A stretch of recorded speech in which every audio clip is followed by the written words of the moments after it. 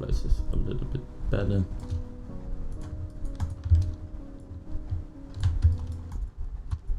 I think that's good enough. Now we should be able to bridge this fang.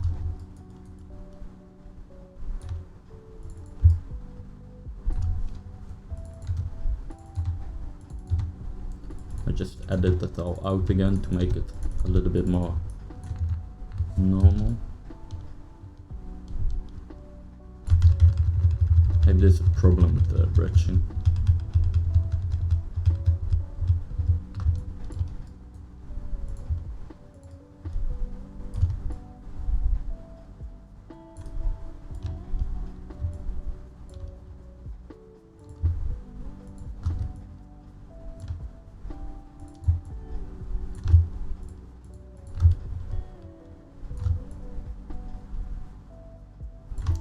Doesn't look really nice.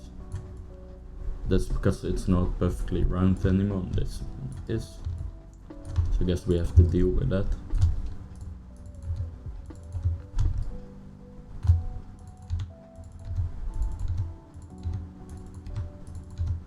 Just going over it like this should kind of correct it.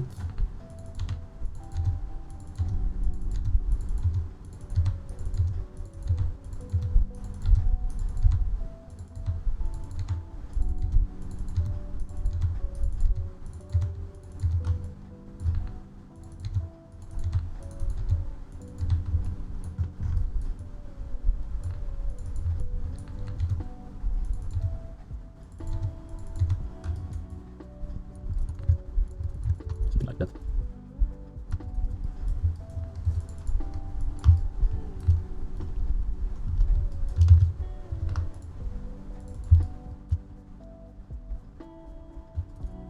I think I've got rid of this. Maybe this one's a little bit weird.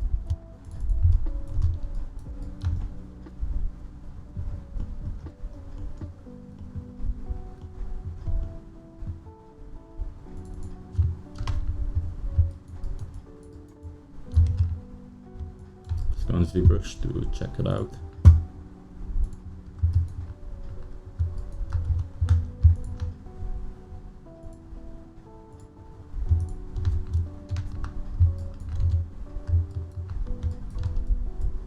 Nah, I think that became the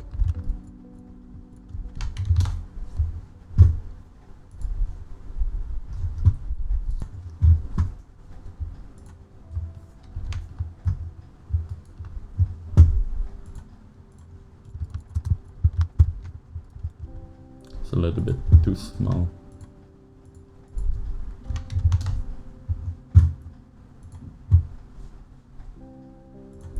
I'm just looking here at how strong that baffle is.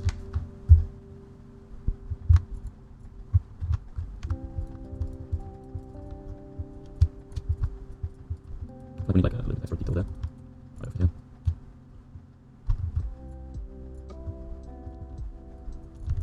So we put on edge, which is the thickness itself.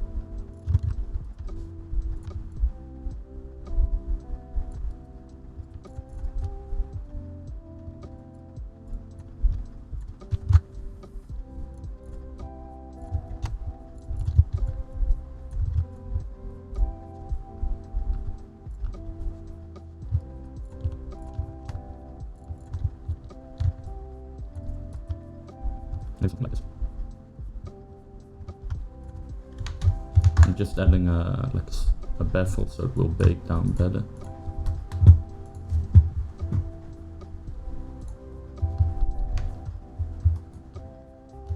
Yeah, I feel like that adds a lot. Should be bigger though.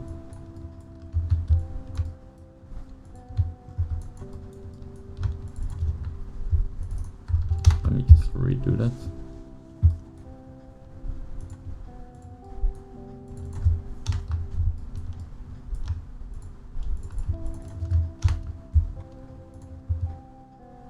We can put it all the way like here.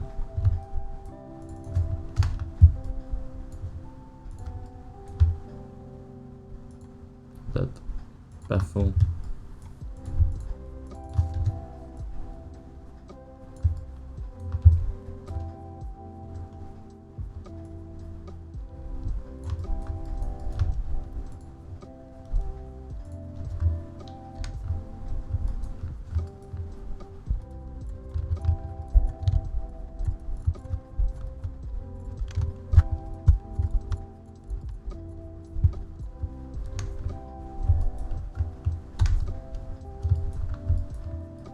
So I think that looks nice.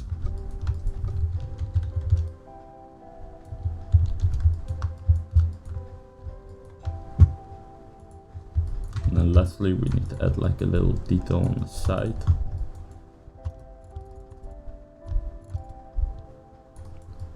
These little details add so much detail and they're so easy to put in. So we're going to just do it like this, 0.3 segments 2.1.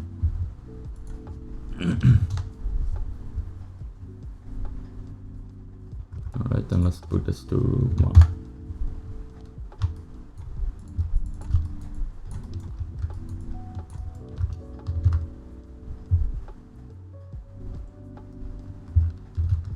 Actually, let's make sure we have like a baffle so it will bake better.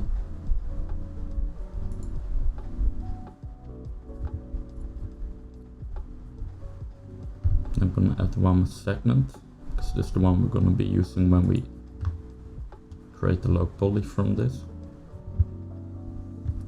It is green.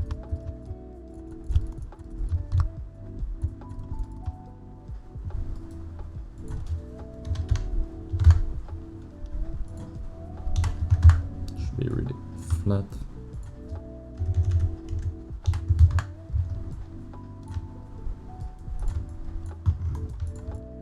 It is a little bit flat.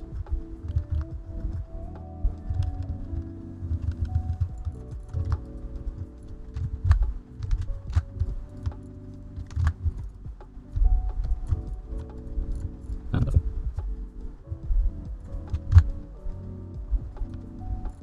I'll try to go further. That's just normal. Let's push this down a bit.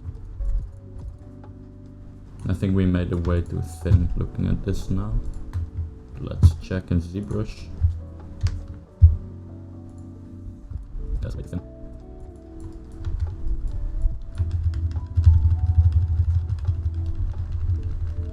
Let's see if we can control C this.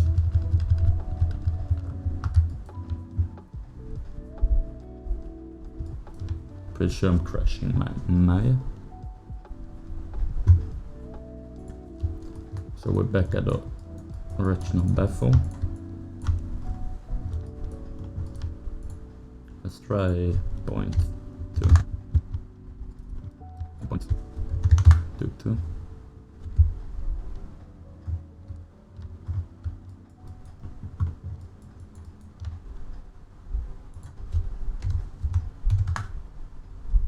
Point 25.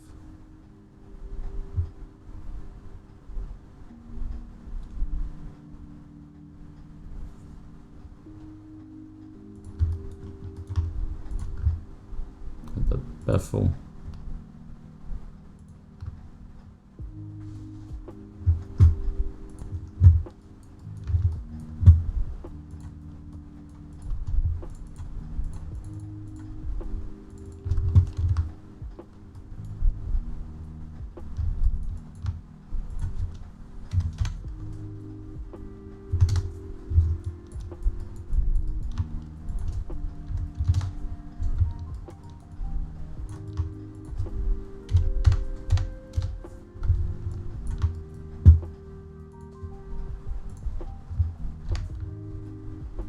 Yeah, now we're gonna see some of that detail come through.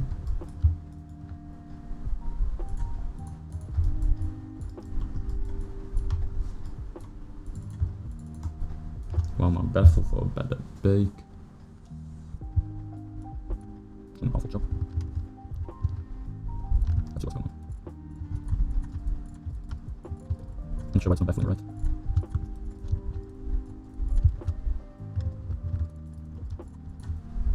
That will be a problem for later to find out, I think. For now we can just do a quick dirty fix.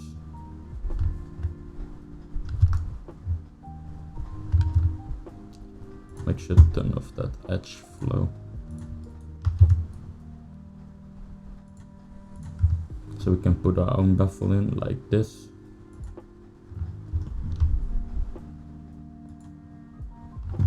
And we can just delete the middle one. And boom, we have a baffle.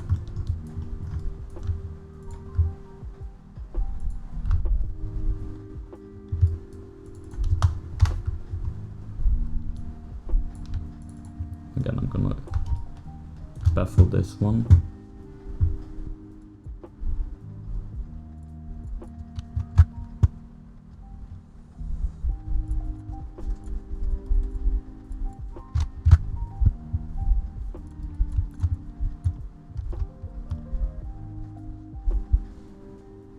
Just by pushing this in a little bit on the normal, it's gonna create like an extra little micro detail on that line.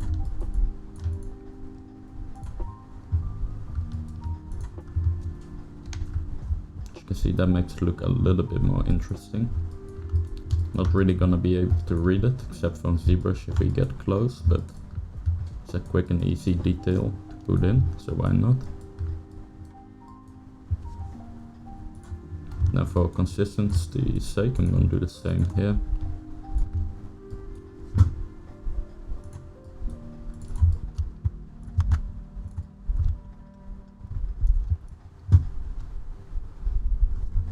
So you don't always have to just put in details with Zbrush, with brushes and them standard and whatever. We can put the actual detail already in the topology, which is gonna make really clean detail work, as you can see.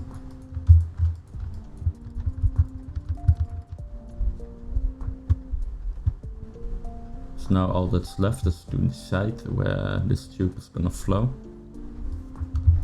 I think when we do the final render, it will be something like this distance. So I don't really care too much how it ends. We can probably get rid of almost half of this tube. It's gonna save a lot on the poly count.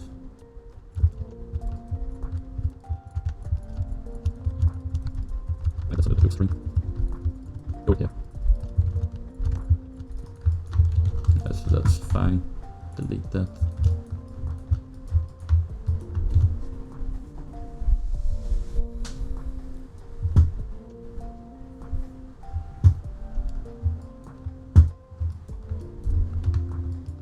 And that's not fine, we shouldn't delete that. What's happening?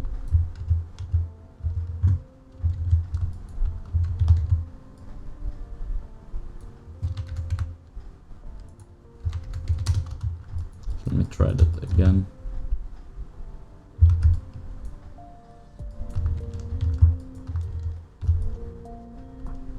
It's being a little bit weird here as well.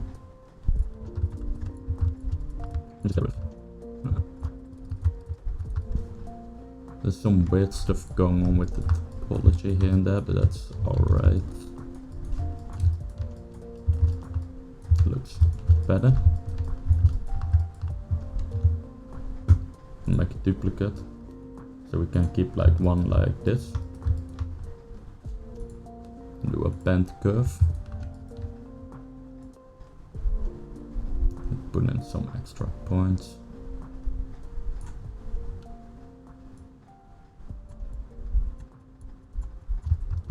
Don't touch it there.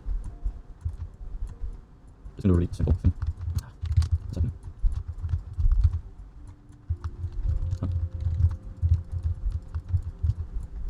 That's odd.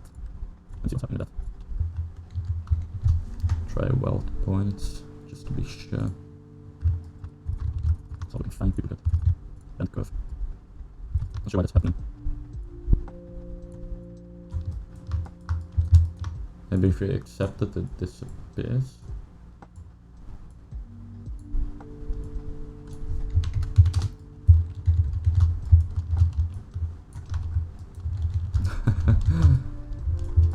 Well, things like a little bug of Zbrush, maybe. So we can fix it. So usually what I try to do is a geometry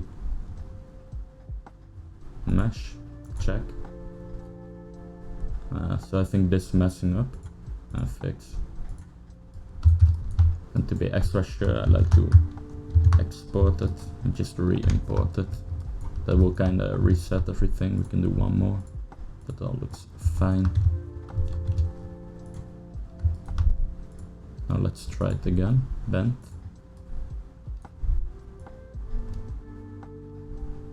Not sure why it's slicing it in the middle.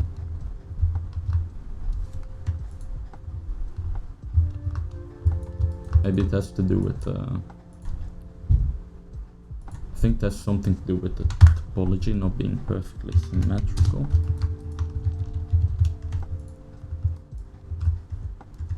Try this.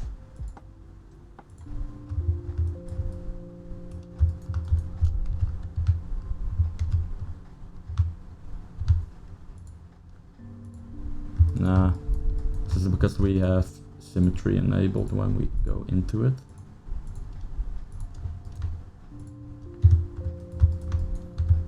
Let's make sure to have that off.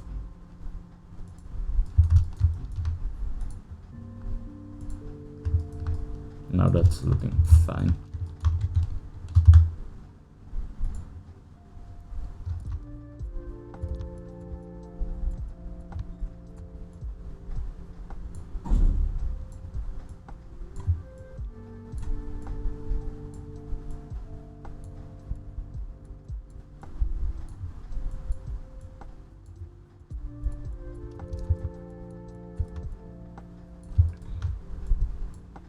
So I want it to be a little bit of like a twist. Not like twist, but like not straight.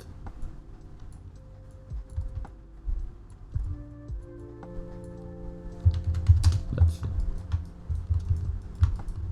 That looks weird.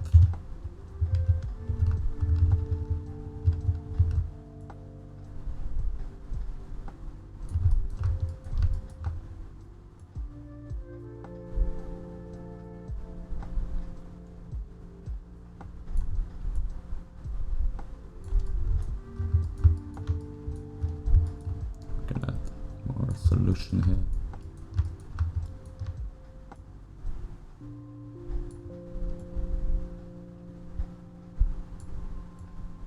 Just trying to fight it and try to get the most normal looking mesh that we can. We can move that out a little bit in a bit.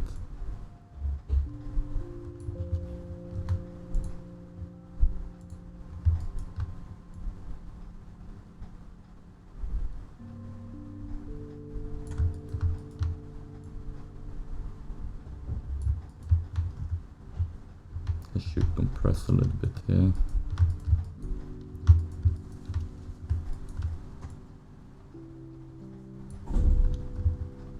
Maybe let's try this.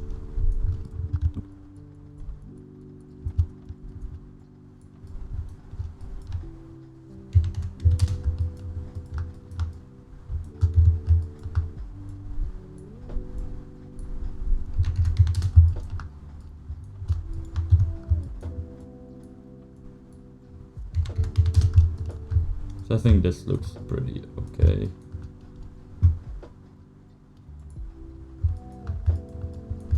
Now for a final render it's gonna be like something like this.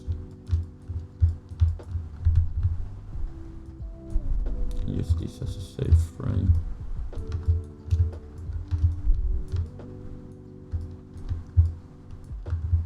I'll probably do this. Now you won't see anything below the white lines. I feel like it would look more normal like this though. Yeah. I feel like it's looking strange. Let me just get rid of it again.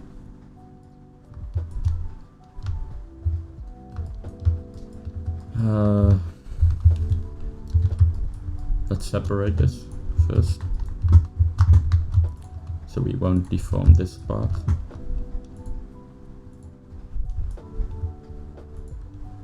Make a duplicate as backup.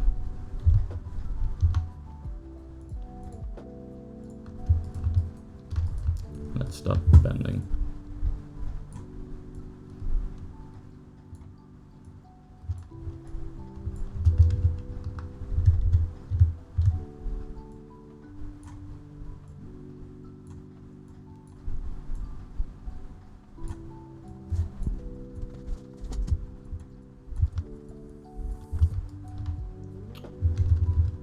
Symmetry problem again.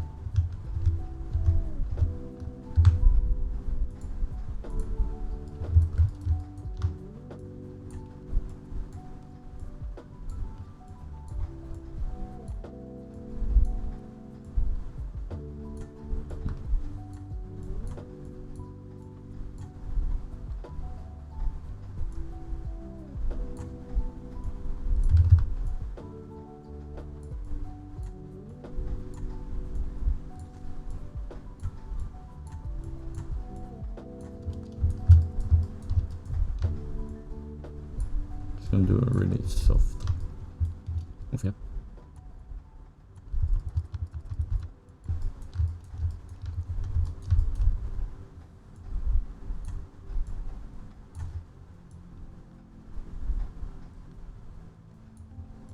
I feel like here it should compress a little bit. Let's see how this looks.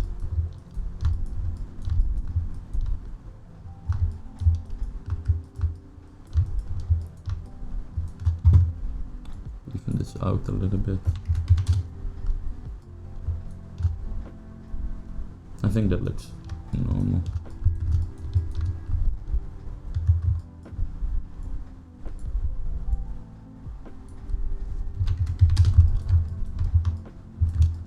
I think it also works if we decide to do like a further around it. Let's go with this.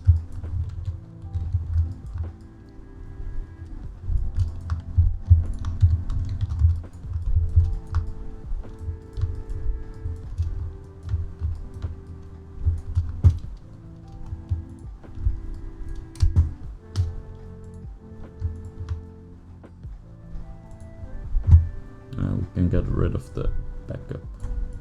Keep our Zbrush file clean.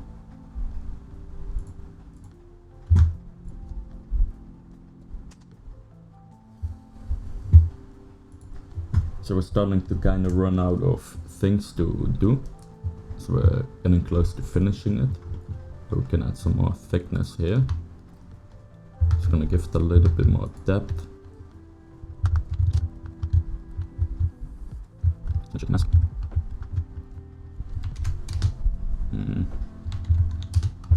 So I don't want to get rid of the poly groups we did. That's okay. Let's do it without a mask.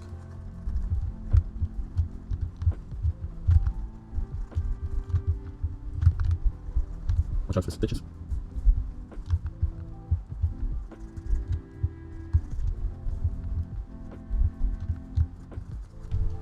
Go ahead and add a little bit of like bumpy things here and there as well, so why not?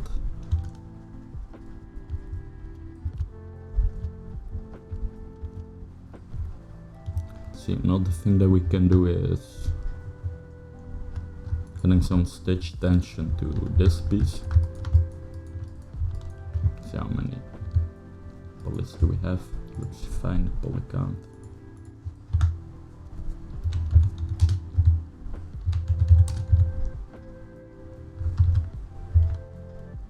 Actually, let's split this.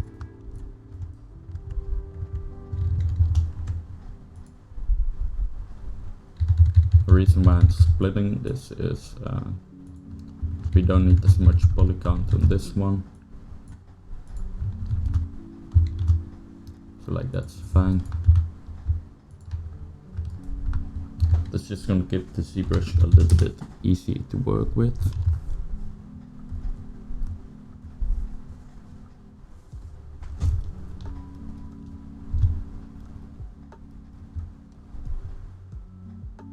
Also work a little bit more on the stitch distance.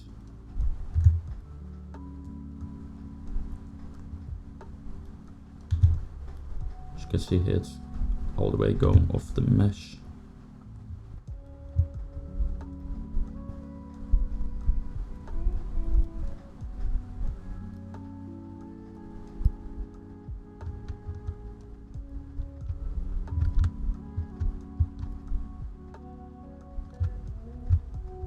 Goggles.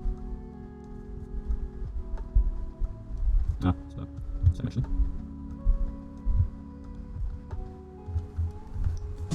So we're also gonna retopologize this whole piece as one, so I wanna be careful with distances and holes.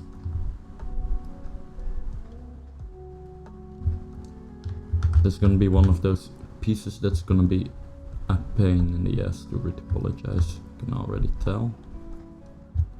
And look how easy for myself.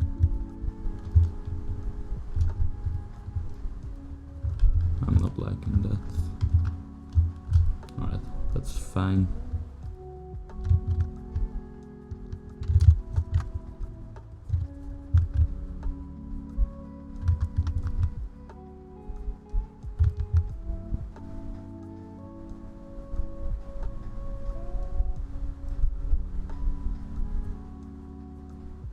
For this piece I'm also a little bit less worried about the stitch detail, like the tension, because it's already a pretty interesting piece. Like here we needed to add a lot because it was looking very boring.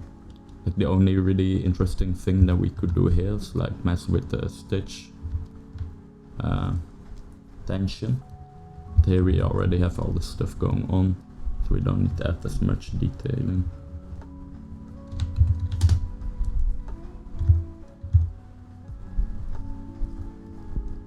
That's some stuff happening there though.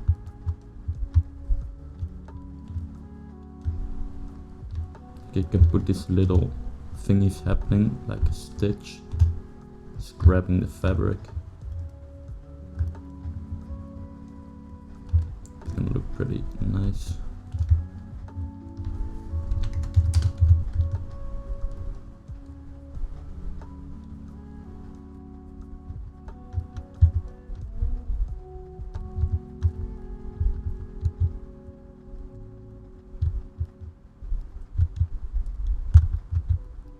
Remember we gotta have like that border, it should be further out.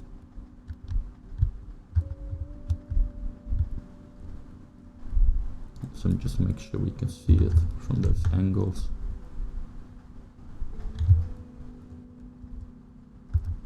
I'm not sure what happened here, this looks really thick. It's really, really thick.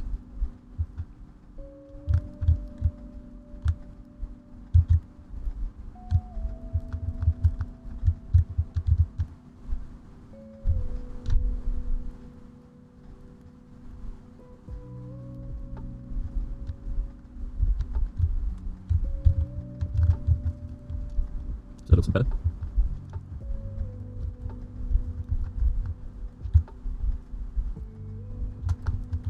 I'm gonna do like a little thing here where it's like kinda loose hanging. And just come in with the standard brush, the damn standard.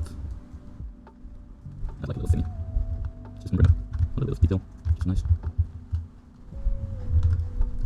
And let's try something similar over here.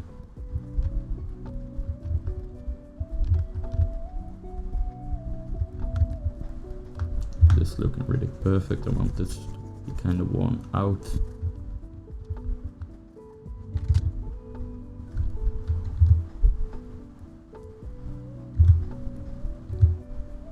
Try to make it a little bit thinner.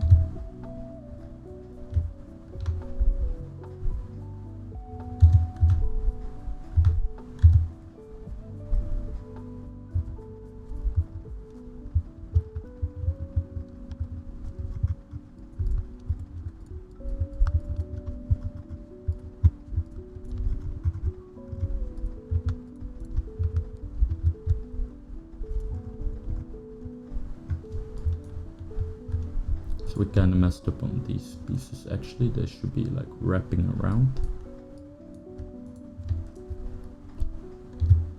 Move this in a bit. Now move this up. It will also make like a very nice border. We can get rid of this I think. Actually, maybe. So again, I'm gonna, before we made like this one, I think we're gonna go with this one instead. This one makes a little bit more sense to me as well.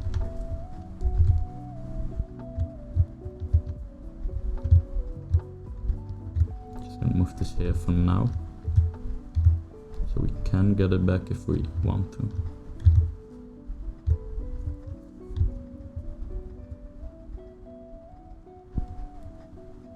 And this like stitch line.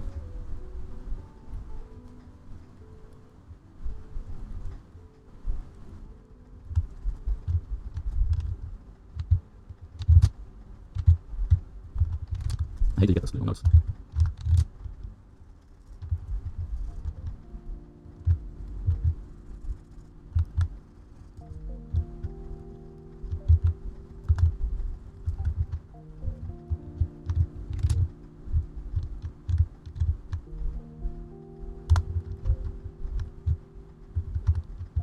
I'm not sure if I'm liking this better though.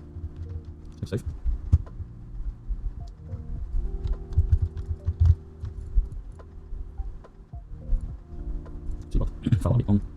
Go to 1, 3.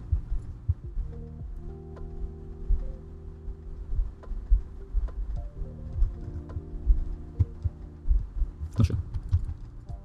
I think I do like the new one a little bit better.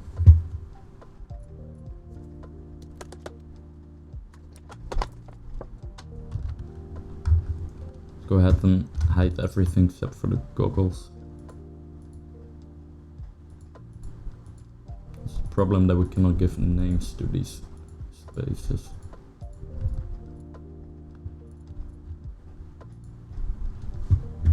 Let's go here, solo folder.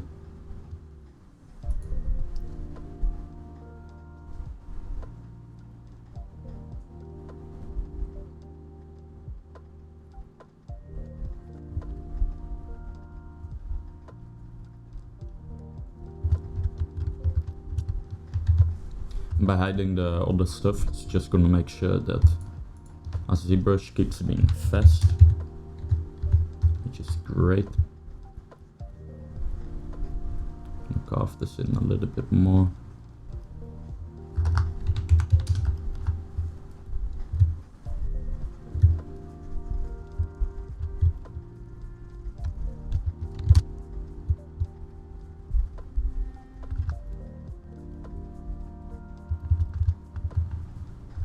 I'm gonna do one more subdivision.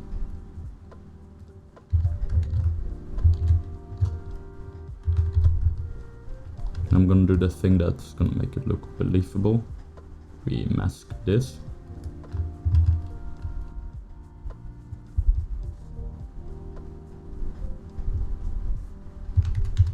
It should actually be overlapping.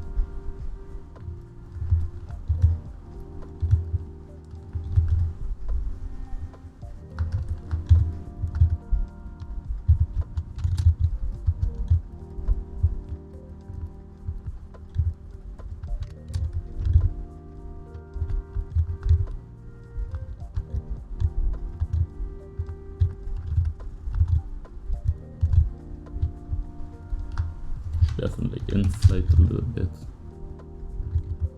You see that that's quite a lot of nice looking depth.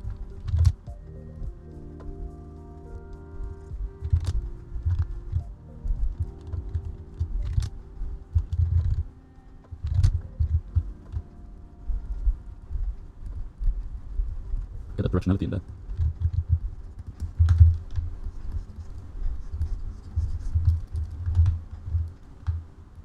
I'll exaggerate that a little bit.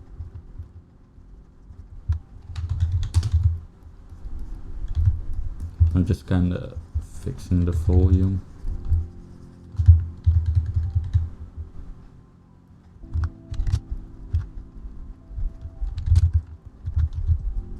I'll get this line as light as I can. So I can try to pinch. Now that's looking nice. I'm gonna continue that directionality of the ladder here.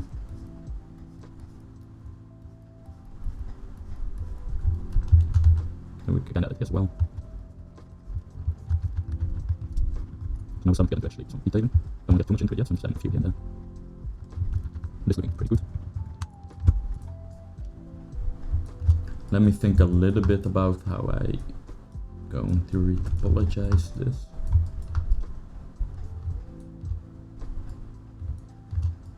So usually I like to put everything together.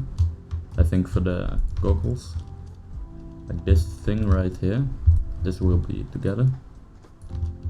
So this will all be its own element here. And then this will be its own element. And then this one will be its own element. We can check for gaps. We have some. We actually need to put some more detail in it, by the way. We need to do those 3 little holes still.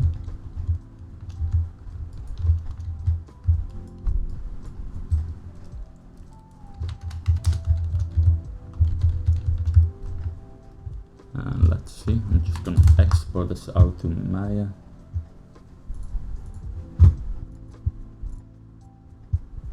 Let's make sure that we have it in our temp file.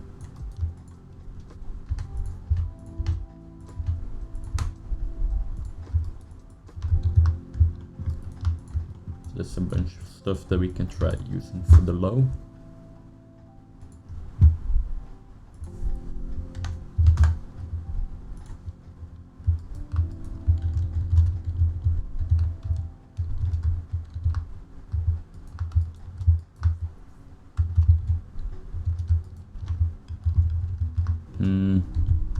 Right, so the way we're gonna do this is we're gonna split, hidden,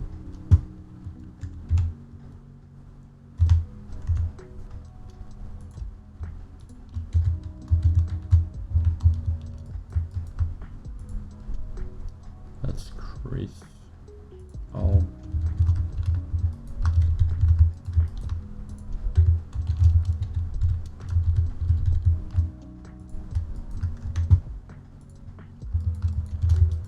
So these pieces, because they need some complicated stuff taken away, I'm just gonna go ahead and Dynamesh that, and they're also a little bit too long actually.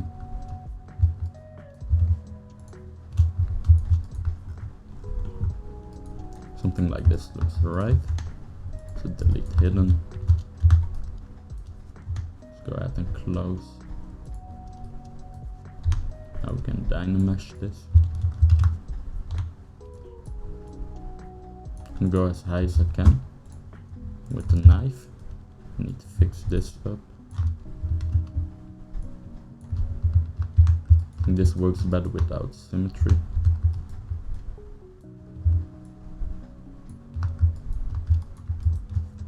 Now mirror and weld and Dynamesh.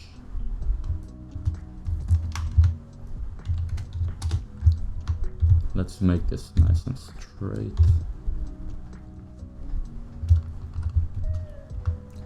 I want to be sure that's laying against the actual goggles.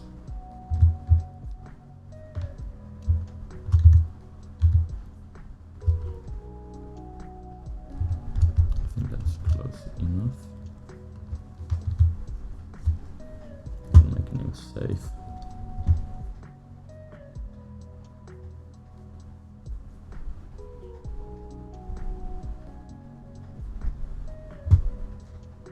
Let's just work with one and we'll mirror and weld that later. So we're just going to be working with this piece. Let's go here, I'll surface into a Boolean prep. So it's fitting.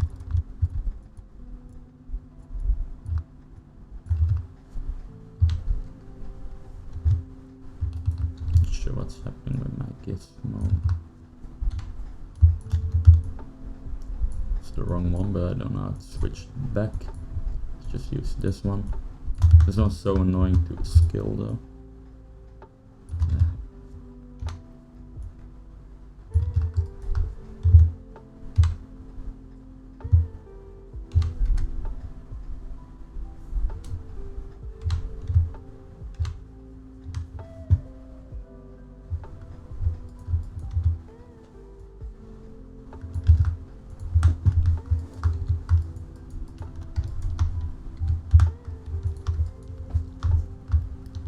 How do we get this thing normal again?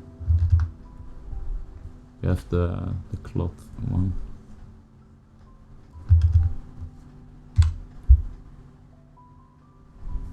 G for gizmo.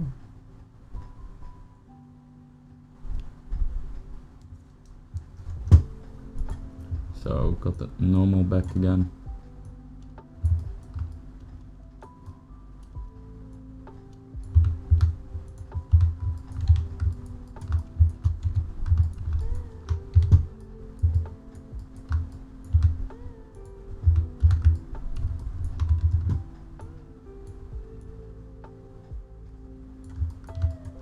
It's giving me a pretty hard time. Sometimes it can be a little annoying to navigate Zbrush in a space without a lot of objects.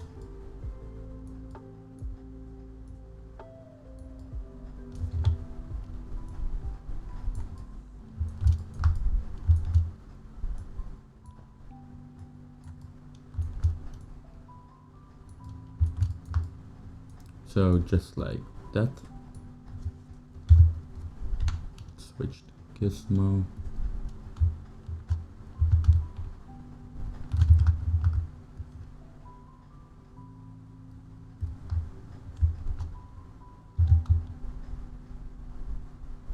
Make like a capsule shape.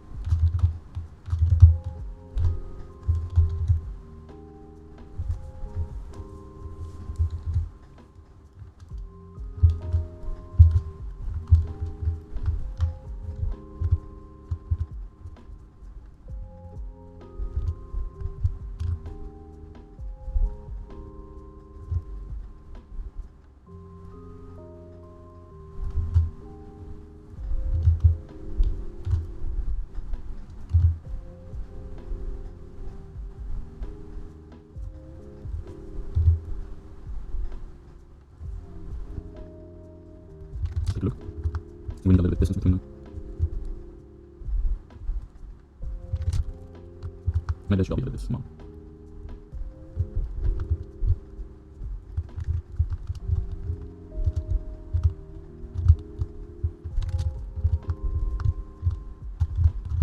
A little bit thinner.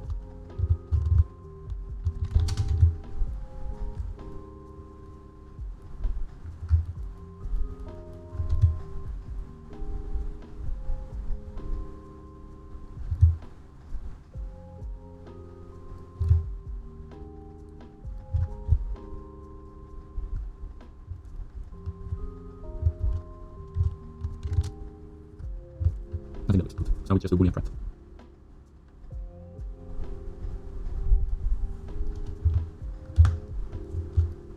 Not sure what happened.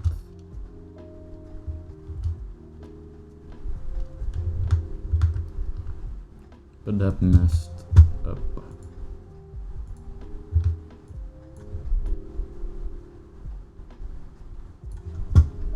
So I replaced them, but this time I'm not gonna use the prep boolean because it was messing up. Now let's just hit boolean. Pretty sure I want this one and boolean.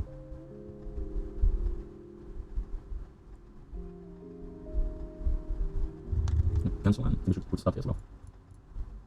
Check all the counts, that's fine. And boolean.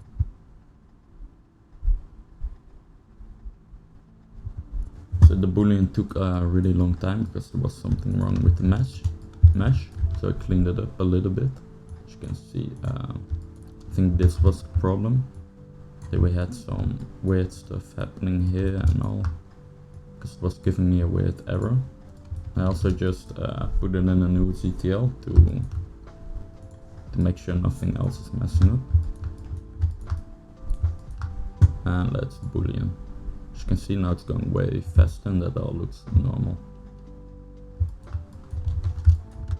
Let's do a baffle. Let's make it a little bit more white.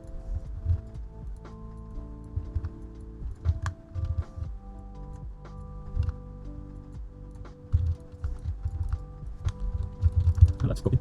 And let's just paste it in here and get rid of this one. Now mirror and weld.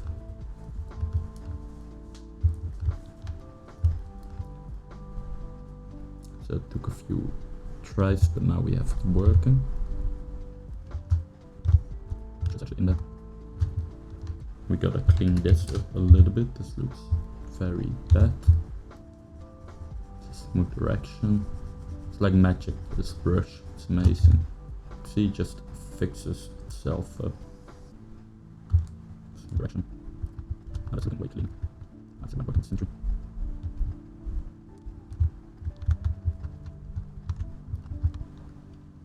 That's looking good. Let's go ahead and save.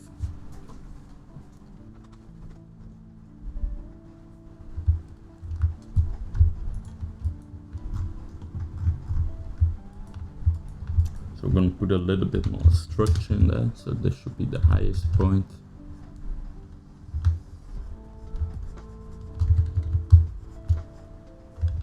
Do one more subdivision. And there's like some stuff happening here in the reference, so let's just kind of fake some stuff going on.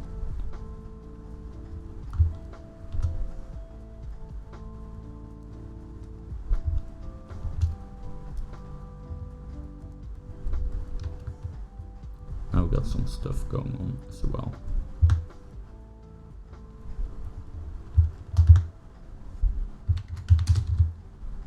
It's like a really quick and easy thing to do with the standard like that.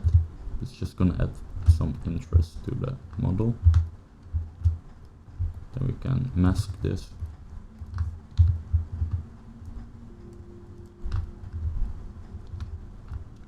Let's pull it out.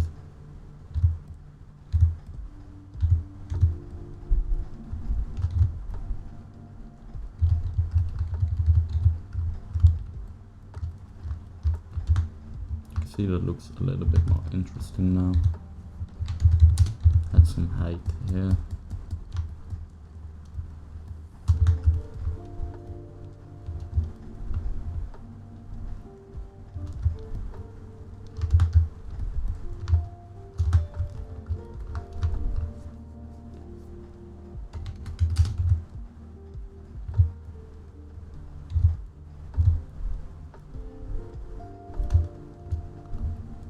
Something like that, that's fine.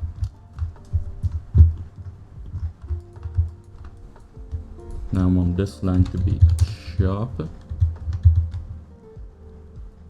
So go for it, the damn standard. I want it to be thinner.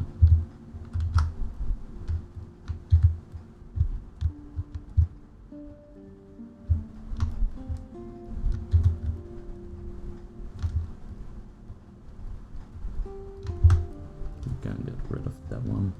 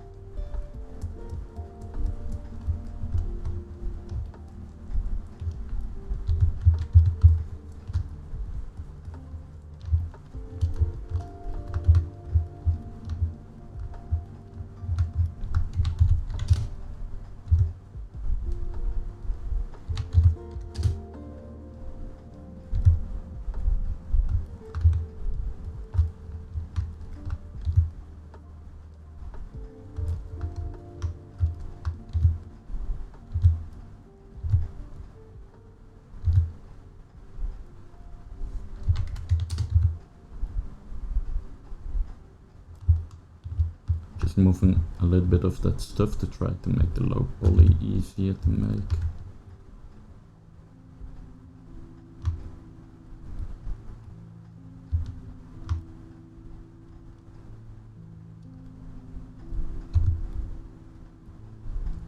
Fill up this gap here. Gaps are a nightmare when you do the low poly.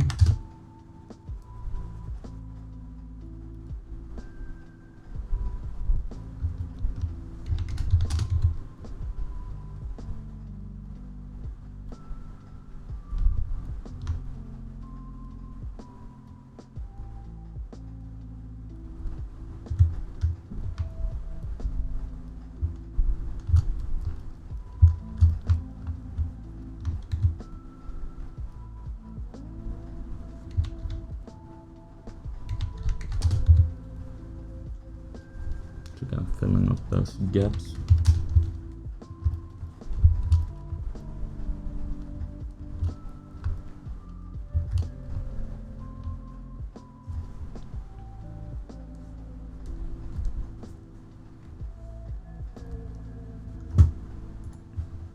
this point I really start to prepare the high to do the low poly. So getting pretty close to finishing.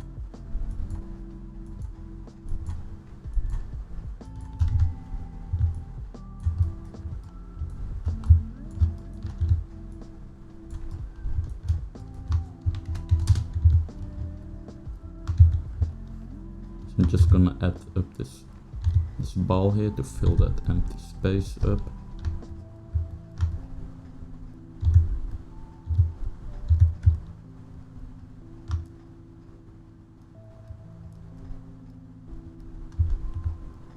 Just be careful that's not clipping through.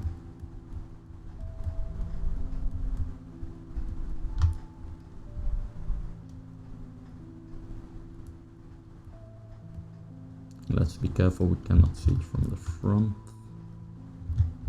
Maybe put this a little bit higher, something like that.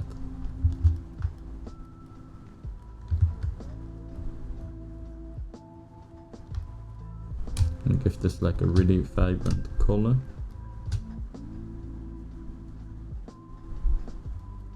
This way we can easily spot intersections.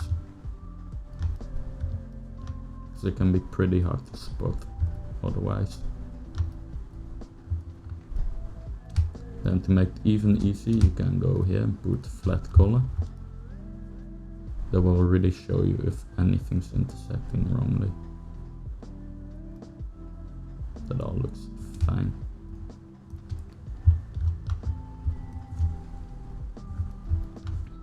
So now without, you can see this is gonna be kind of annoying if we need to retopologize and bake this, because we have all this depth going here and we need to think, am I gonna add some polys there, but that'd be a waste.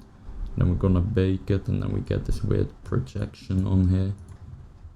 So by just adding like a little thingy to fill up that empty space, now it's gonna be really easy to retopologize. We just do something like this.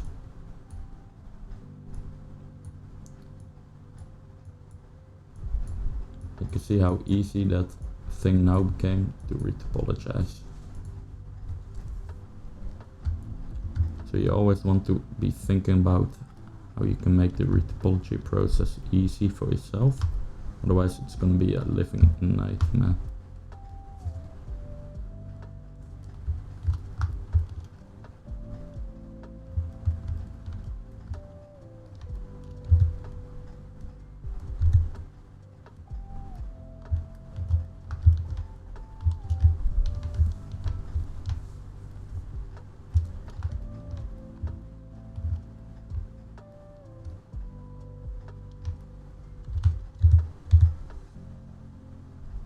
Want these to have a little bit more shape to them. So you can just kind of pull on them.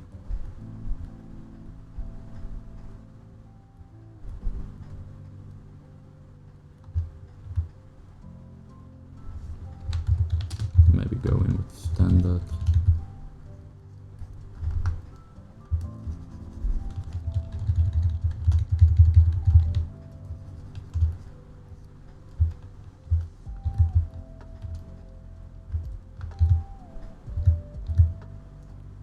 For a nice highlight on them, and you can see the polish is quite bad at this point. Try to do a duplicate.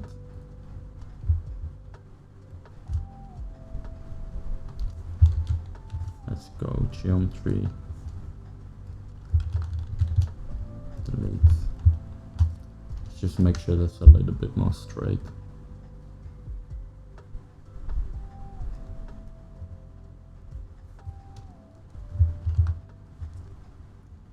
Now we subdivide that and project.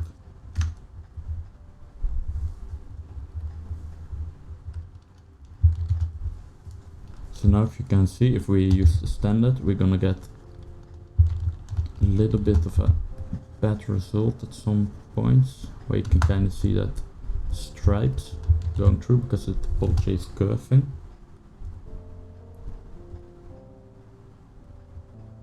But on this one we won't have it. Everything's gonna be nice and clean because the polys are straight.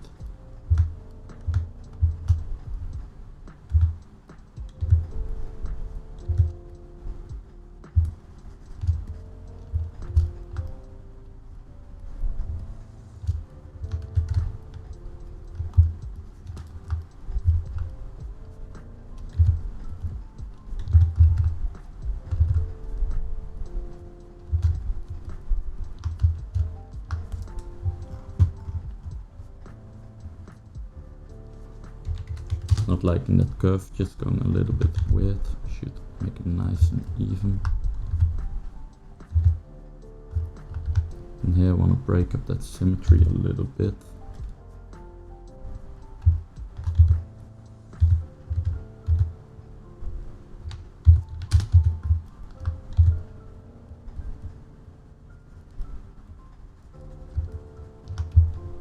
Just by adding minor symmetry breaks, not going to be too annoying to retopologize it, but it is going to just make it a little bit more realistic.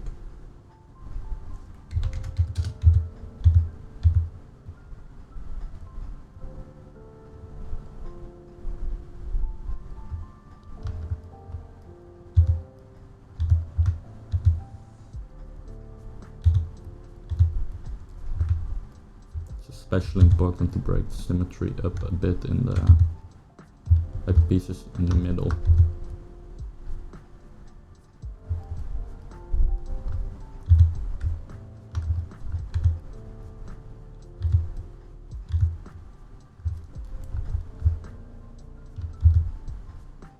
I'm not liking that.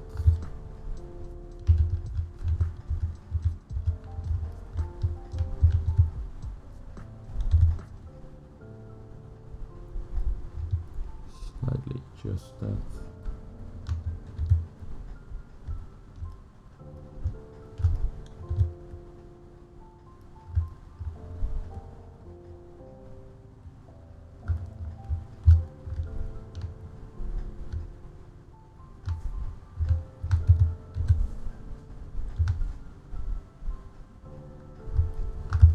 Something more like that. Nice.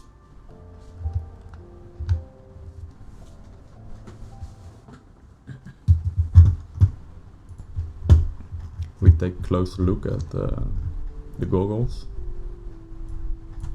They have this really sharp, uneven edge. Now it's super even right now. So we can take the down standard. Maybe try a lazy radius on it.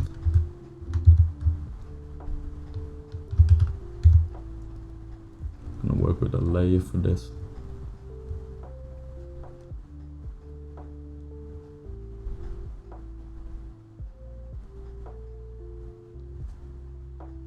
And we should probably do this without symmetry.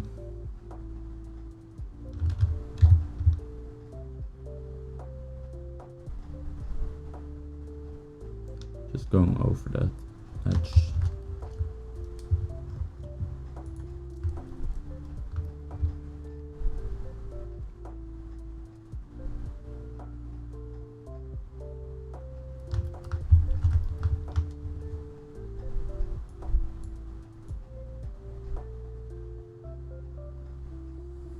I want to push it out a little bit.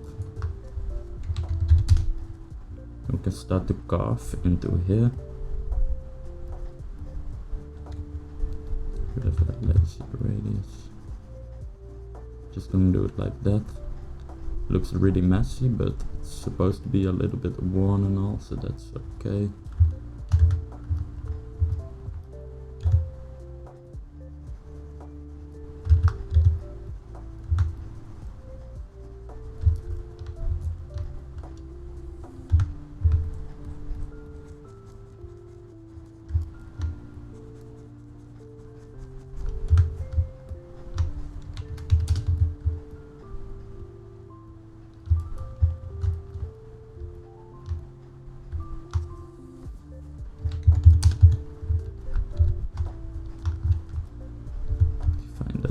A little bit better.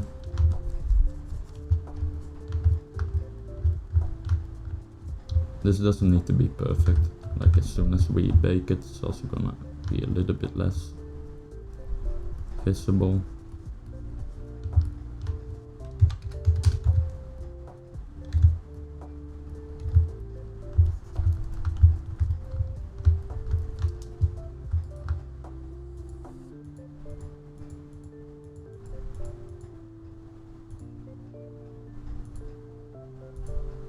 I think you can tell that looks a little bit better. More like the reference.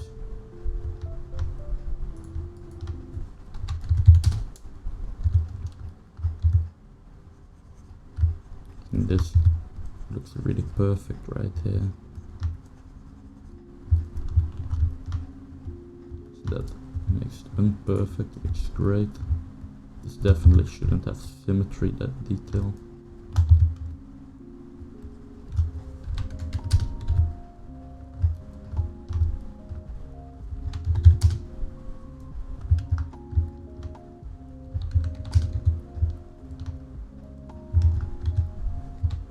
Maybe turn dynamic. So that one's pretty cool to add like some slight stuff here and there.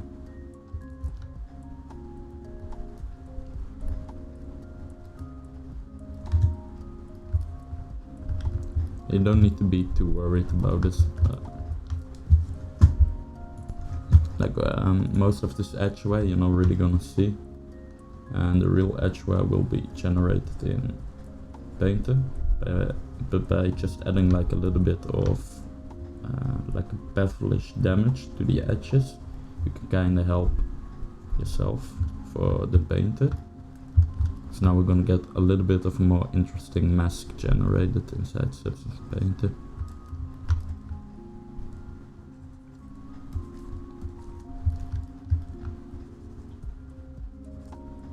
Don't be afraid to kind of mess the surface up like that. It's gonna make it look nice.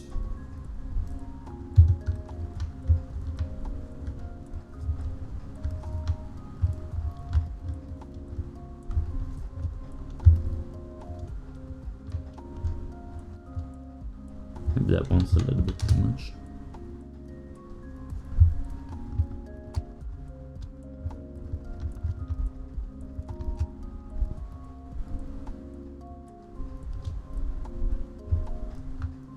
I think that looks pretty nice.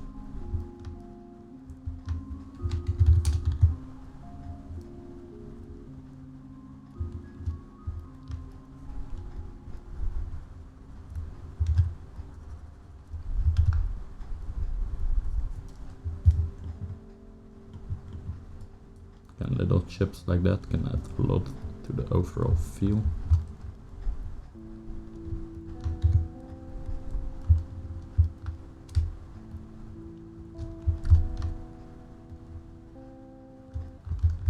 And that breaks up the symmetry really well. And I think that's far enough.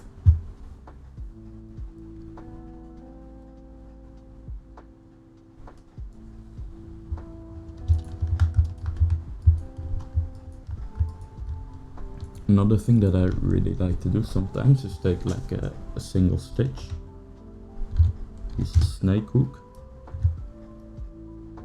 Then we can just pull that stitch in kind of like a crazy way.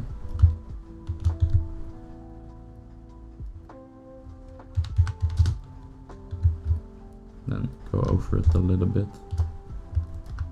That's like a stitch that's going loose.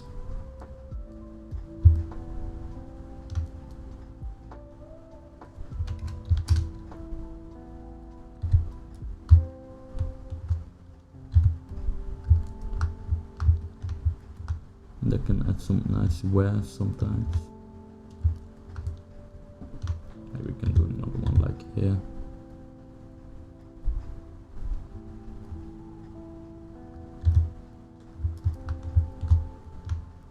See how that breaks it up kinda, which is nice.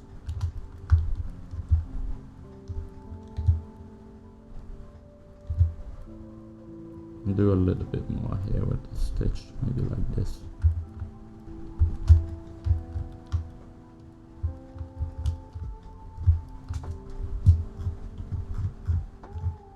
This is all detail that we're gonna add in Painter. Again, I like to have like little previews because it looks very nice, I think, to have that in your CTL. So we're gonna make like a render or progress shot that just gives it this extra edge. Let's take that one. What happened? Surface. And paste. And let's make like smaller.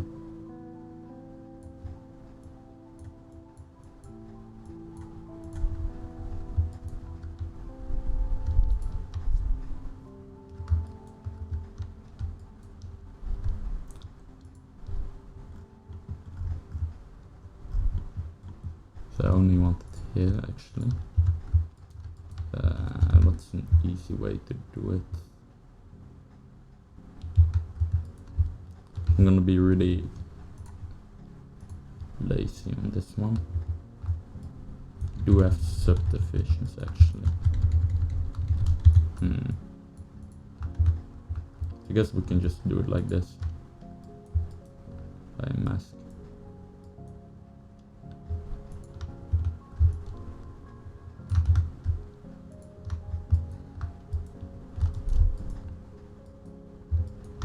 You can see that brings up a lot of detail.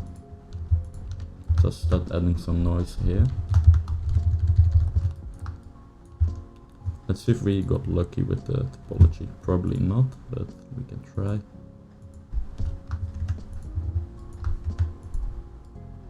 Nope. So the way we can maybe try to mask this is to like go like this to the front and then group front. See, that's doing a pretty good job. Let's try again. Yeah, that's awesome.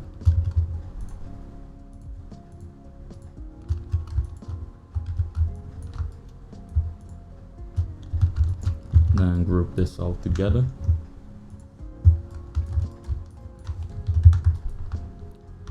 Now let's go to Z plugin. UV, master, and polygroups and unwrap.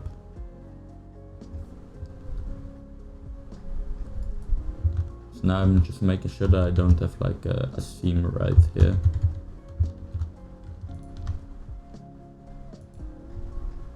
We can just copy this noise texture over here. Again, this is all for preview wise. We're not gonna bake this. So if you don't have too much time, you don't have to worry about putting this in. It can look pretty nice to preview. The same here. Here we should have a proper loop, I think. Great.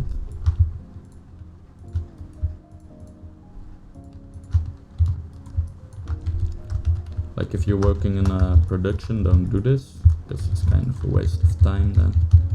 If you're gonna make like a nice high poly render, this could be pretty nice to put in. Just noise based, and that's all.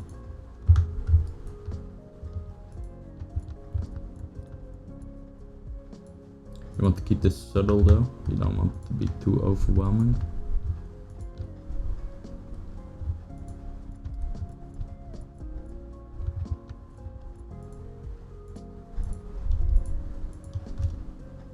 See, we're missing some stuff.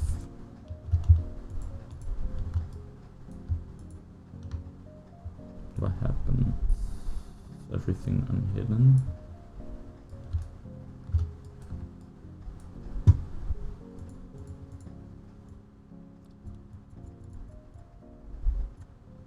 Actually missing a lot of stuff here.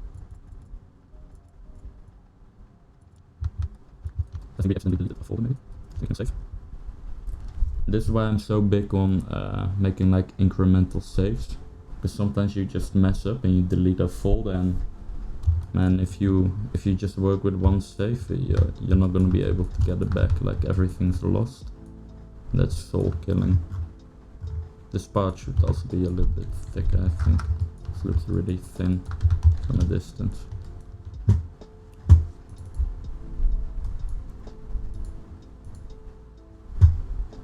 Gonna go here and load tool. Let's try. Didn't work on that today, I think. No, we did a little bit today.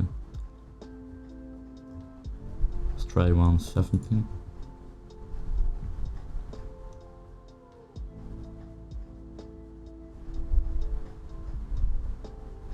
I think it messed up when I did the Boolean stuff, because there was some weird stuff going on.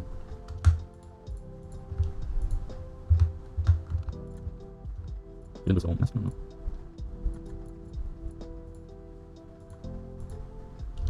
So here we also don't have it. So this one 17. Let's try one 15.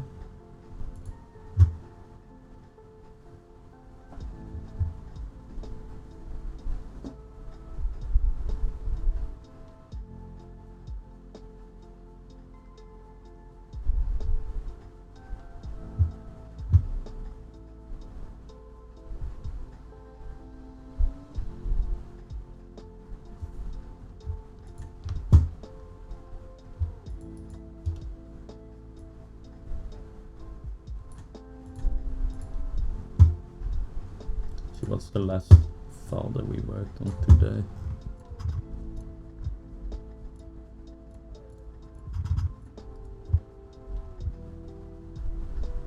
It should definitely be in 1.13, I think.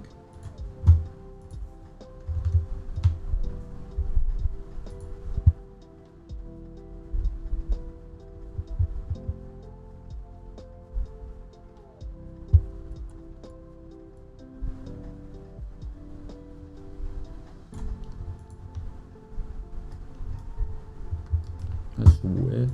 112.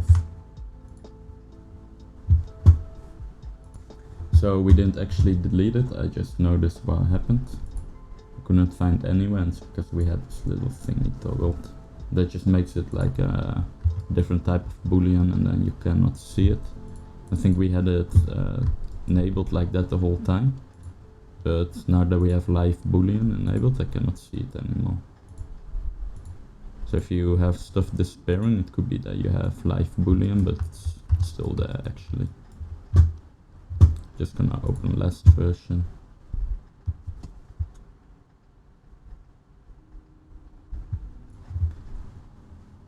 One thing that you want to be careful is that you delete all the CTLs that you're not using. Because if you make a quick save your Zbrush, then it's gonna be really slow. It's gonna be pretty annoying. And now here, if we turn off live boolean, we get our stuff back.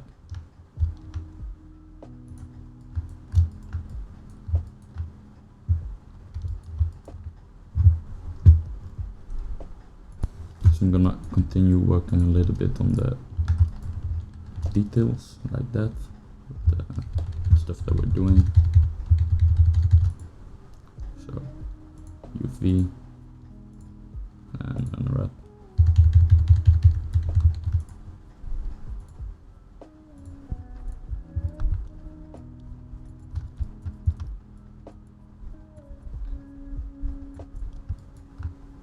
The reason why we're getting this bad edge right here is because we have a UV there, seam.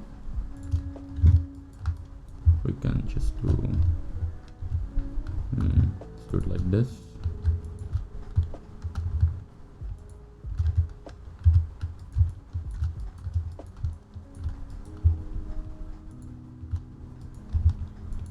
Then just group that.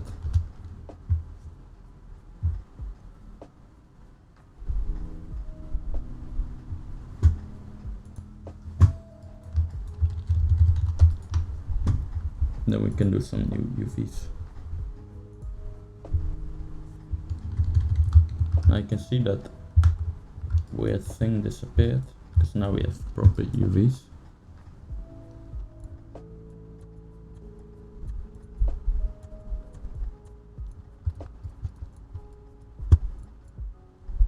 That's a little bit of lighting.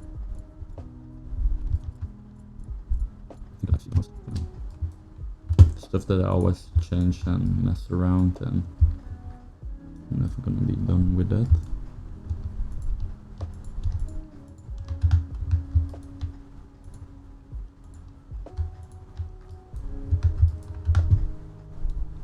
These pieces are really boring. Let's go ahead and try to get some stuff going for them. So the first thing will be to add tension to the stitches.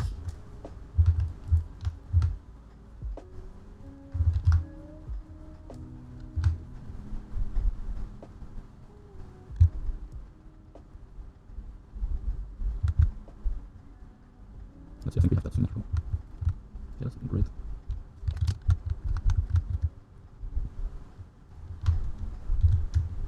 I need to just stitch a little bit after adding tension. But you can see how much just that little thing already added. If we compare this to this, this one looks a lot more interesting.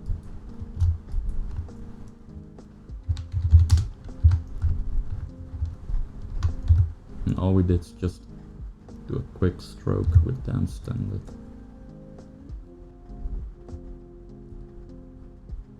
The detailing phase is pretty much the easiest stage, I think, for sculpting.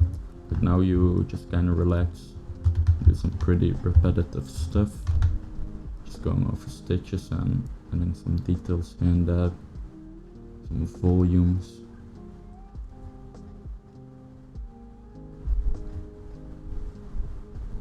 I think it's also one of the most fun, because now everything just starts to come together.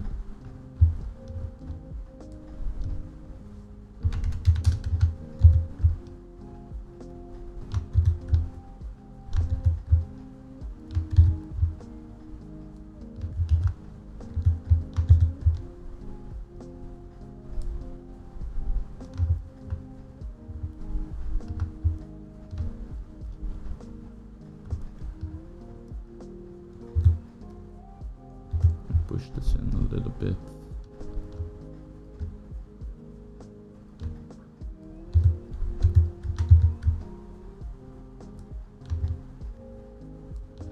I'm gonna make those stitches more grounded.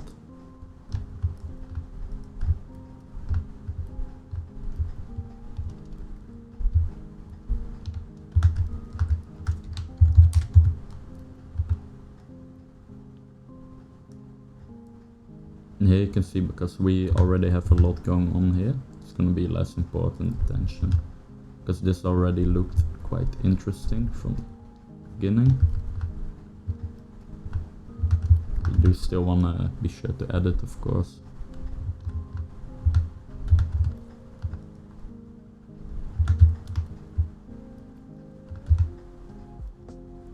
And then here, if we take a look here it's looking boring.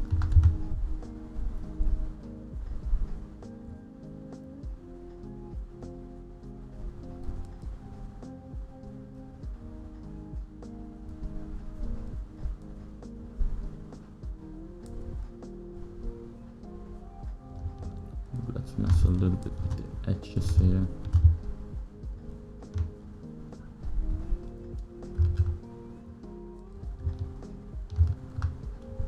You can see how much nicer that looks right away.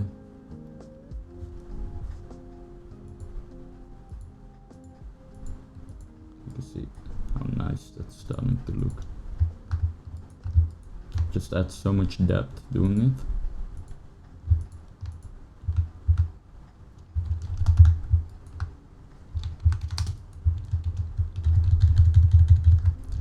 We do got proper looks here. You should use them.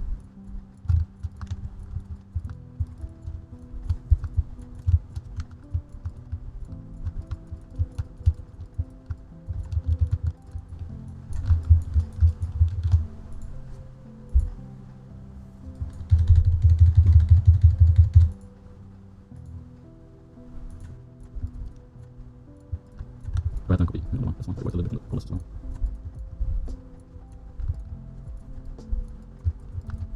Some more strength.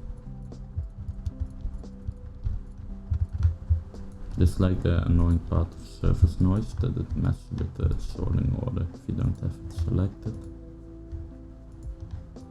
If that happens, you just have to go in edit and reduce the strength.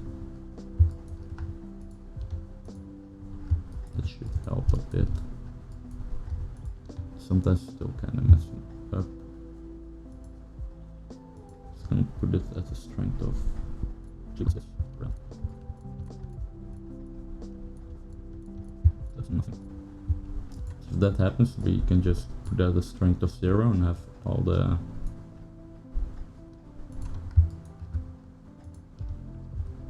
effect coming from just the color blend.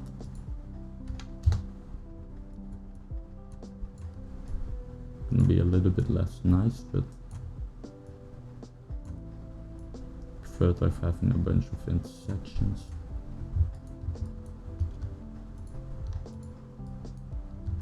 That's not looking nice at all.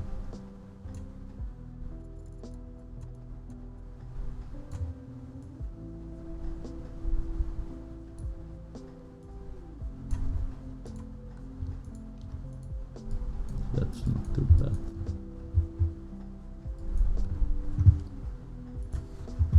And I think that looks interesting enough now with the little details here and there.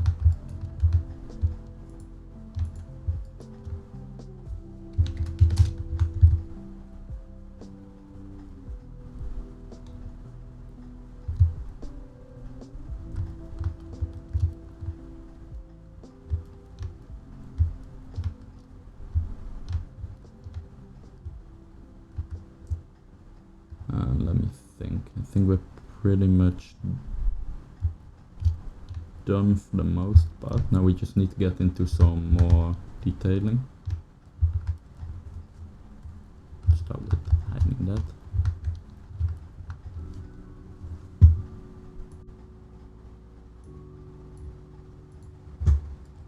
So I want to make this piece a little bit more readable. I'm gonna mask it. Just inflate it a little bit. It's a little bit too much.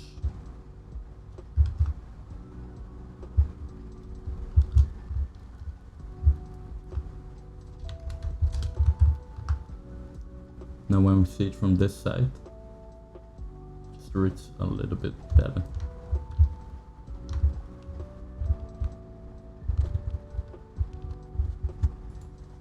And at this point it's really just about getting those final last details in. You can see here that we need to cut this up.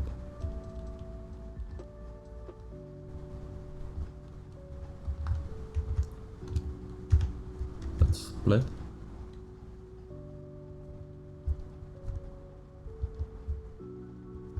And start giving this some subdivisions.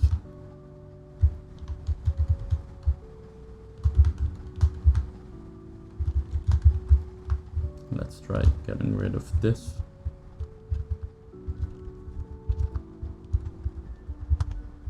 Show me how the group's not working right.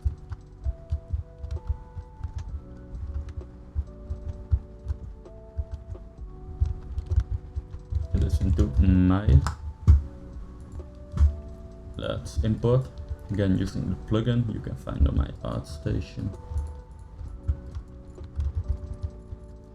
Gonna bridge it and export again. You can do this in Zbrush, but I think it's a little bit faster to do it in Maya. With the plugin it's pretty fast, especially. I'm gonna edit the a little bit more.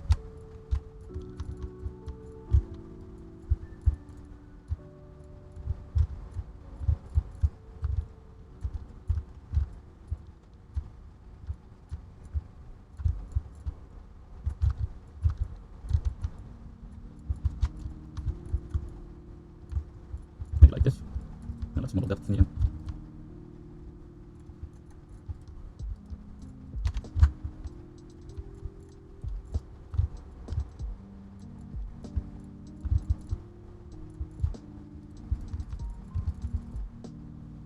I think that works.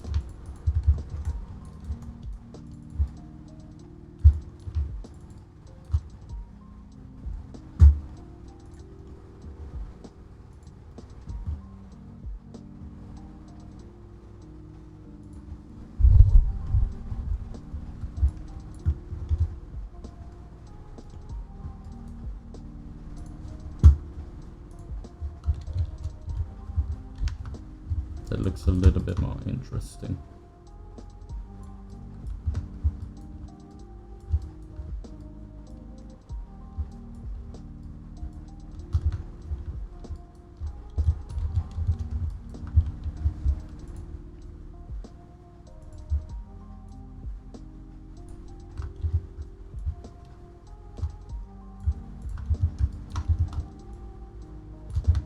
Just gonna make it a little bit smaller.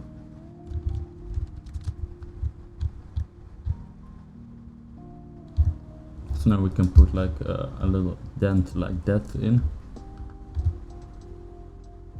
I think that's a lot of detail, little things like that. When we're gonna retop this, we're gonna treat this as gonna ignore the gap. So we'll just retop like that. And these are pretty small gaps, so we can get away with that.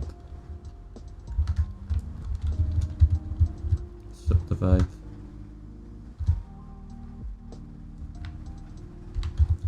Now we can play with the volume a bit.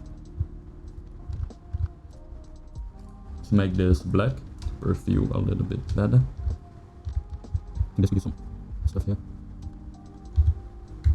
Again, this doesn't need to be perfect, we're just putting some imperfections in, that's all.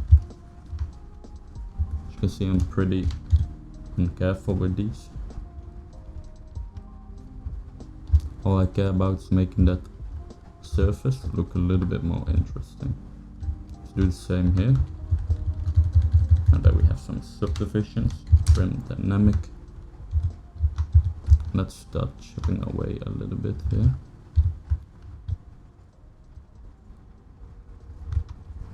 Again, by chipping away pieces like this, we can help the generator in Substance Painter. For most of the actual edgeware is what I will do in Painter. But we can still add a little bit in Zbrush already.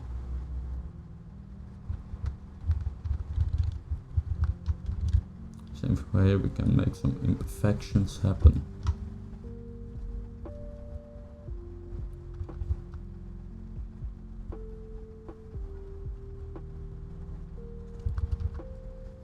You want to make sure that you don't spend a lot of time on it. Just go over some edges really quickly and call it done.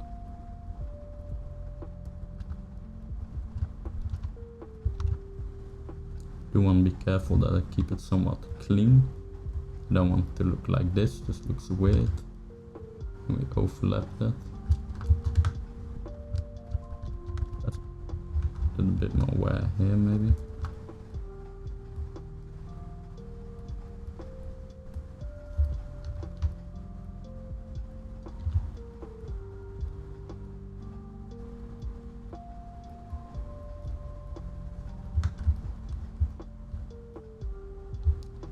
Let's see.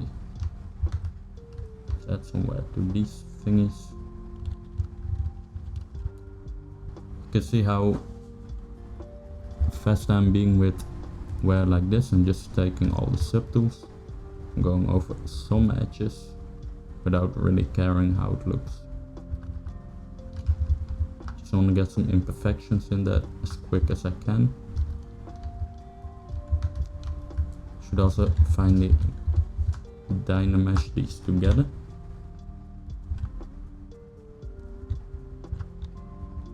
So that's looking fine. Just gonna keep this in Dynamesh to be a little bit faster. And go over some edges here and there and add like a welding seam. Let's clean that up a little bit.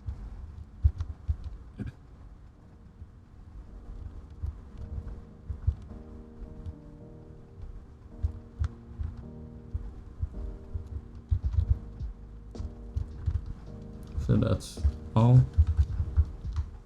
Let's also break this surface up again a little bit.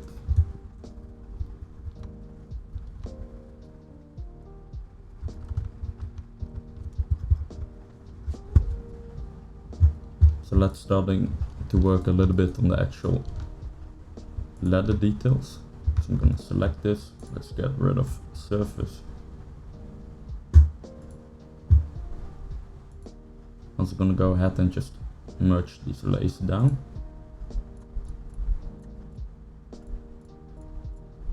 It's like we didn't put everything on a layer, but that's okay.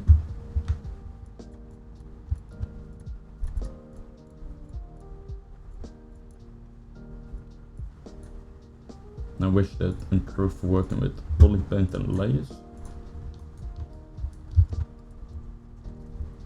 So to put the details in, I have a little detail folder.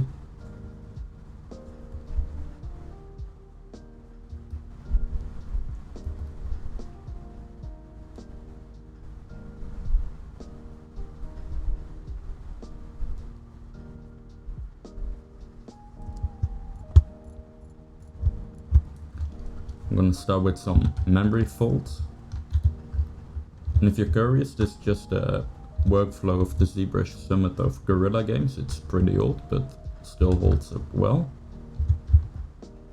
So if you want to take a look in a little bit closer detail, you can search up Zbrush Summit Guerrilla Games.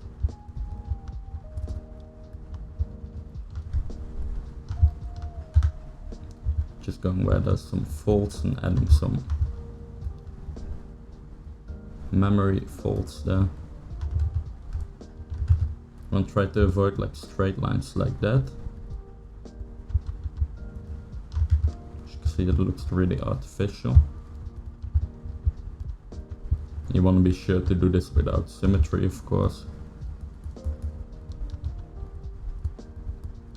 You can be pretty messy with this.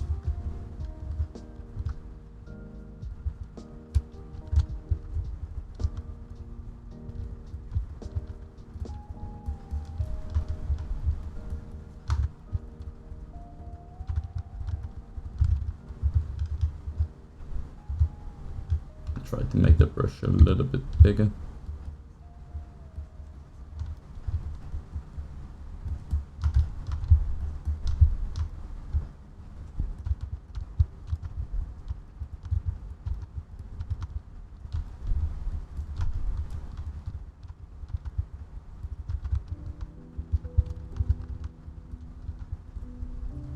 I'm gonna spend most of the time detailing this part, and like little parts like this we can do a little bit faster, so they're less important.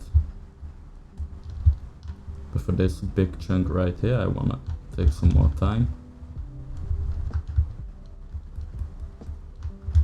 That looks strange.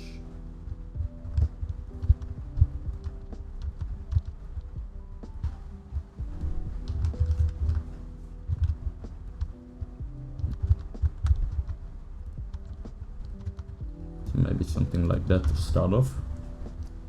Then we're gonna go to the next layer, and that's just gonna be the next brush. These will be some general folds. You should be putting them in where they respect like each part here. I'm gonna make some auto groups. I'm gonna mask it. Now let's drag it out. Drag one out not using Alt, then a new one using Alt to get some difference in height. So Alt, don't hold down Alt, and Alt.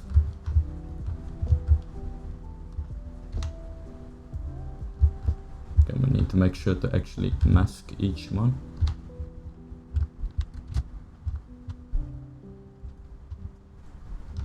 Try to get a good directionality of the ladder.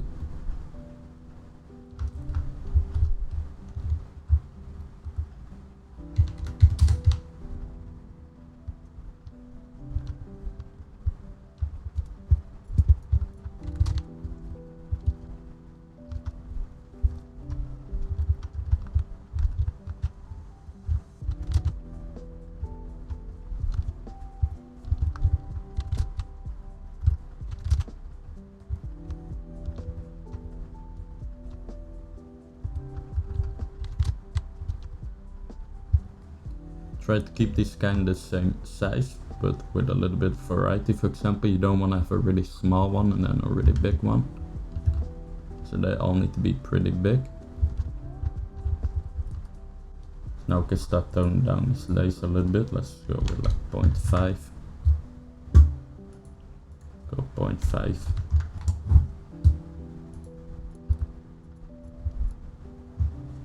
Go to the next one.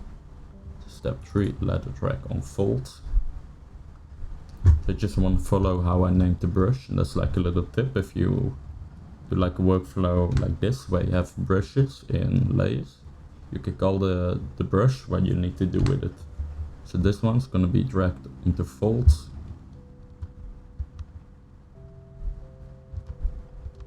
I think this is especially useful when you work like in a team where you all want to try to achieve the same look on a certain fabric. Then you can just call the brush whatever you need to do with it and when you use it. So the third brush, let it drag on folds.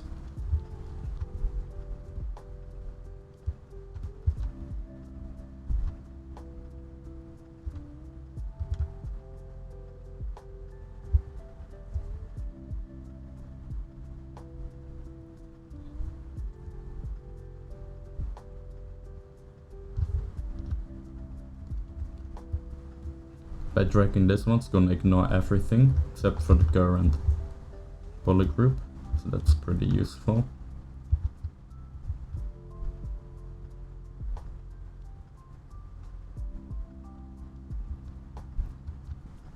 We're just gonna go through all the brushes and building up a surface like that.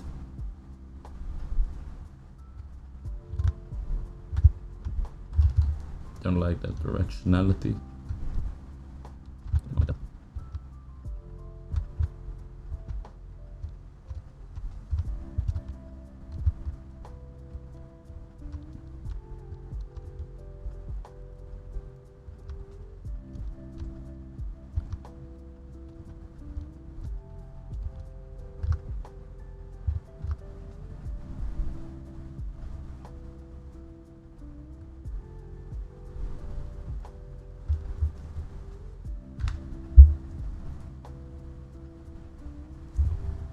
And let's go ahead and make this one less strong.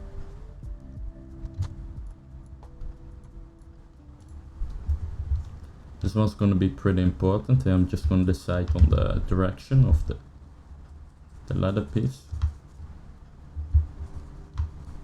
Just holding down Alt and releasing it and then pressing it again.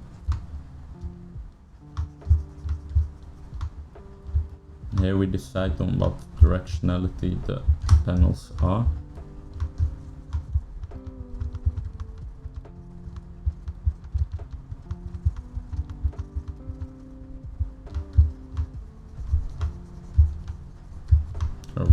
I really want to follow the curvature of the actual piece. And here I think I want it to go up and down. Again, think of your surface as a piece of leather and then cut that shape out. So you cannot have it go like this. It's very odd. It should be going from up to down or left to right. See, this looks horrible. But as soon as we tone down this layer, let's try at point 2.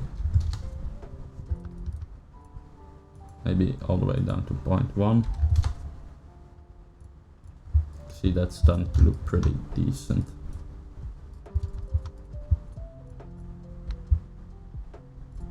We got one more layer to go. Let's just gonna kind of refine some memory faults. You can kind of work with what we put in earlier to follow that. Again, here there should be quite a lot because it's bending all the time.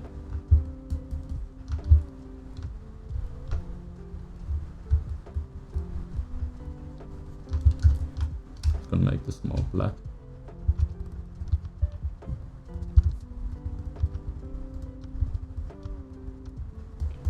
These should all be pretty much occurring around folds and wherever there's a lot of like folding, like this, bending, I mean. Like that.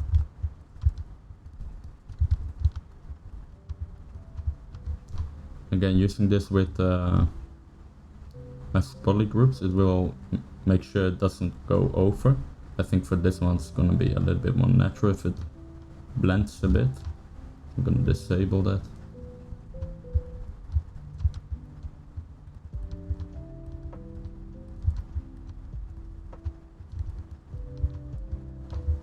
We can also go ahead and apply the noise, so we get a little bit of a better preview.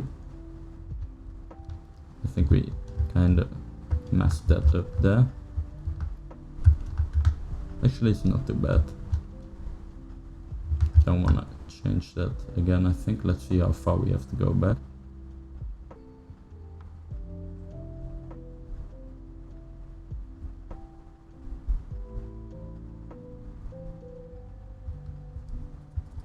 I don't think we actually did here. I'm just gonna leave it in, it's not too bad.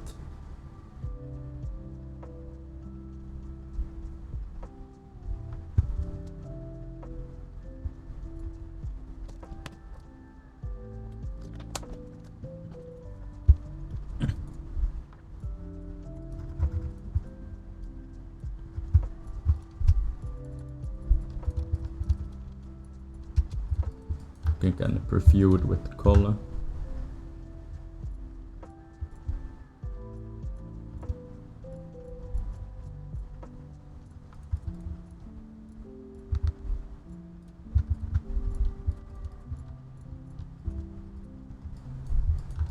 I think that looks pretty good. So next step would be to maybe take a clay brush. Clay, go low intensity. Just gonna add some little bumps here and there. This is all gonna be very subtle work. And try the clay build-up, I think might work a little bit better. These will just be like little spots on the ladder. They're gonna make for a nice little breakup here and there. And the idea is that you don't really see them, but because they are there, it's still gonna break up the surface a little bit because we have a bunch of them. Like as soon as we turn off and on this layer, then you're supposed to be able to see the effect really subtly of this. Let's also try the standard brush for this one. You could pretty much do this with any brush, as long as you keep the intensity low enough, because this needs to be subtle little breakups.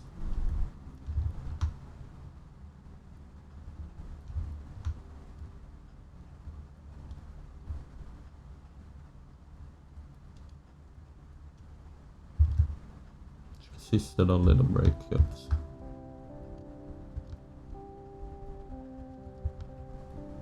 If we go ahead and disable this layer, you can see there's a little bumps here popping up, but they only start to be noticeable when we turn it off and on. We got some pretty sharp ones that I don't like, so maybe put this to 0.2.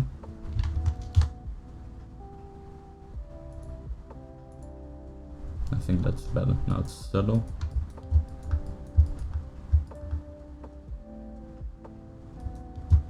Not really liking what we did there.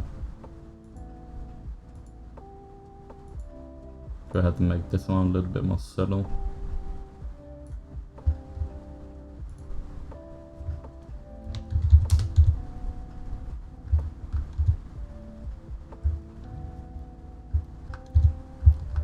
Then you want to come in by hand and just kind of take some of them and sculpt it. It's more exaggerated. But you want to follow the alphas that we laid down. They can guide you.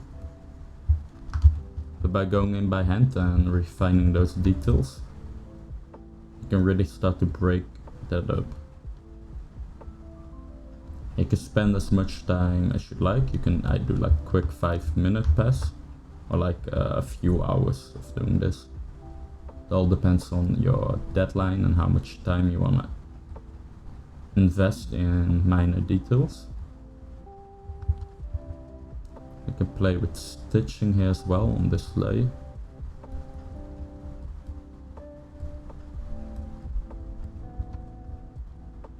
This is just meant to add some breakup to those details and make some parts stand out a little bit more interesting. Something messed up there. Let's know. Let me just redo this. Actually, let me make a morph target, so if anything more messes up, we can just morph it out instead of deleting the layer again. So that's not very time efficient. Let's get a ladder in here. You can see anything that we do here is not that noticeable. That's why I usually don't spend too much time on it. I think it's kind of a waste of time, because that's such minor detail, but it takes such a long time. But if you wanted to make a piece that's like really standing out, then it can be worth spending a few hours doing this, or at least like half an hour. But usually when I do it, I focus more on like the parts that I know are gonna be more focused on in the render. Like for sure we're gonna do like a render from here, so I wanna be sure that we do some refining in this area.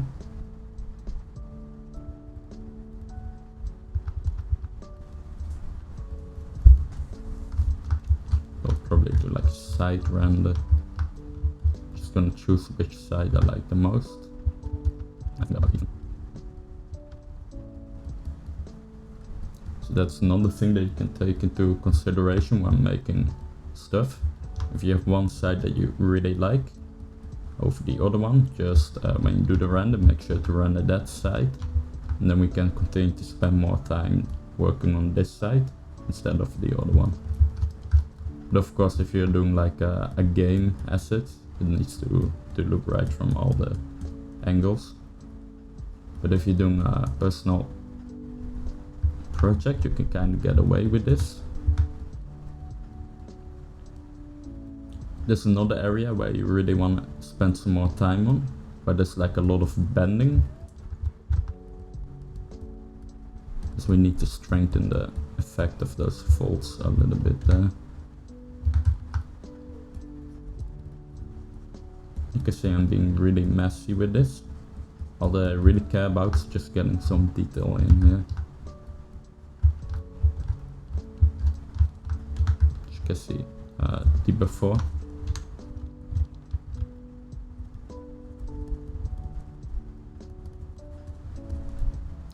I'm kind of rotating sometimes to get a little bit of a different view on it, as the light will react differently from the different angles. Then we have the after. This just looks a little bit more natural, as we have more folding going on, where you'd expect it to be. Again, I'm not really using fancy alphas. Just place down some quick alphas. They're all pretty simple. They mostly use the standard alphas that we have in here. It's mostly this one. Then we go over it with them standard to give it a little bit more directionality.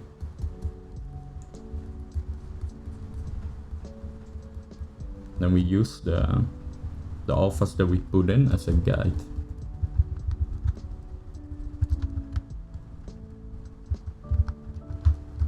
Again, take a look at the difference. That's a lot of realism.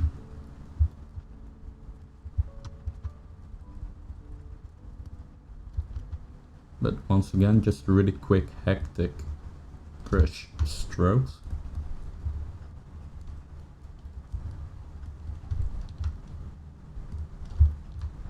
I'm just running through it. Now maybe here I put like a deeper one, so we can have some breakup, because there's not a lot happening here. Maybe one more deep one here. Also a bit too much. Just by going in and strengthening the creases of one, it's gonna add some nice interesting stuff to look at. You can see how this one now stands out a little bit more, making it more interesting. Again, we're not really going to do a render from this. It will be like this, so I'm not too worried about this area, as it will never really be seen. I think that's enough detail.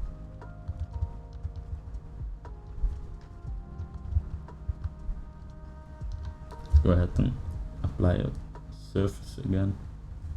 Noise.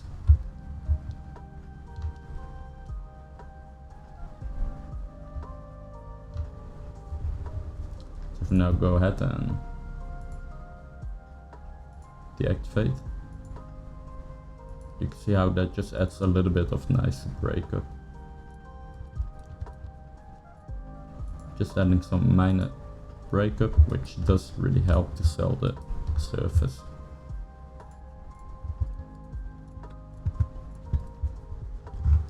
See, let's go ahead and damage these pieces a little bit.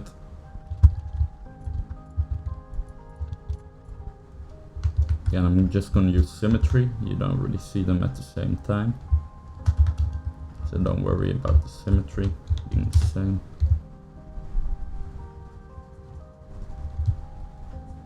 Again, nothing complicated, just going over the super sharp edges, the trim dynamic, making them look a little bit more worn. Don't worry about adding like little indents like that, that's just gonna add some extra detail.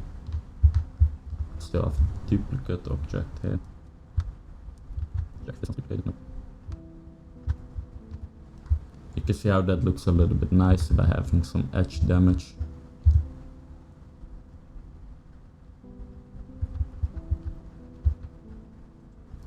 And the idea of edge damage is just to make the whatever you're making not look brand new. Like this edge looks brand new, like it hasn't been used. If we add like a little bit of damage, now it looks like it's been used.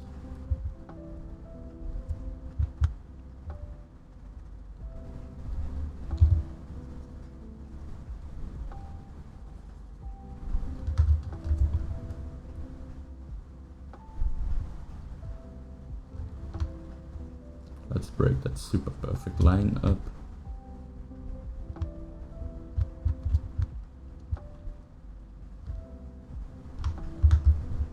The same here. See, I'm really not thinking about it, just going over it and adding a little bit of brush strokes here and there.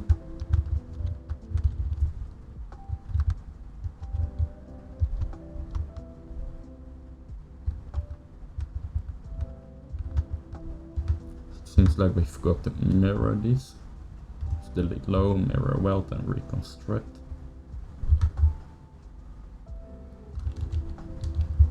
It won't let me reconstruct. I'm gonna go back and mirror weld before.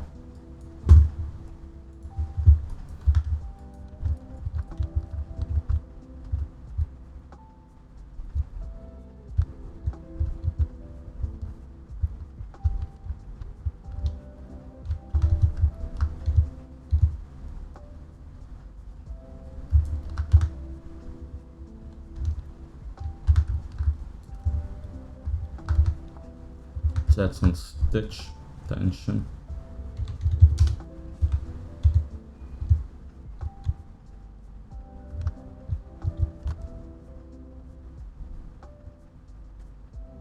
Just do a single line there for that one.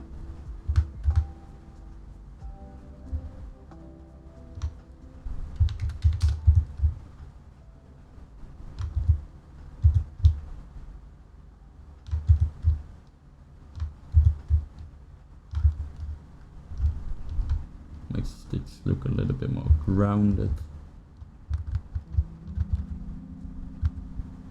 So another one where we have to add the stitch line. Subdivide one time.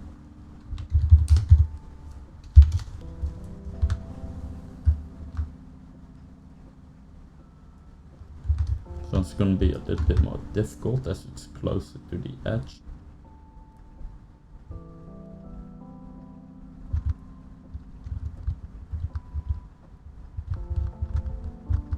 things like that on the double mesh.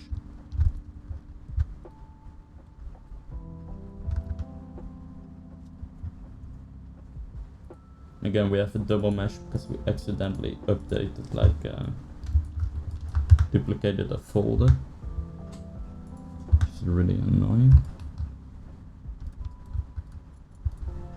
Not sure what's happening here. And those are the inside stitches. Where do the normal stitches go?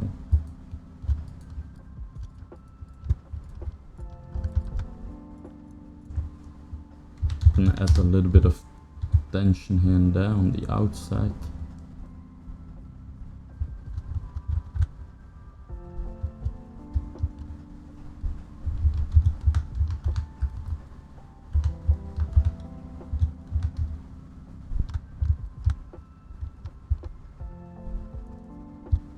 You can really play with those stitches now, making it go in between.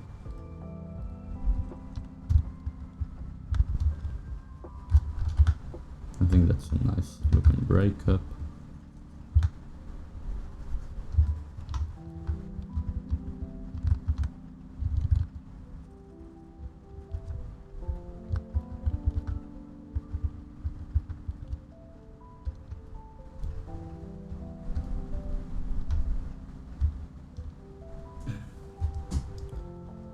I'm gonna add some really quick leather details here.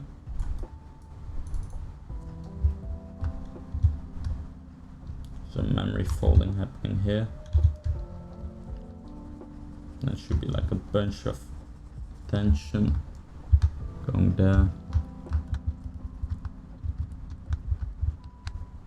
Some general folds. Just drag one out and call it done.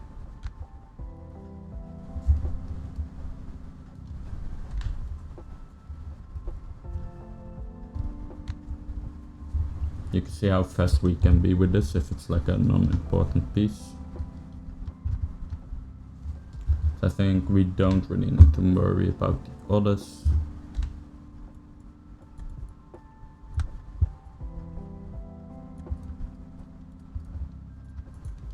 So we have a little bit of a problem with symmetry.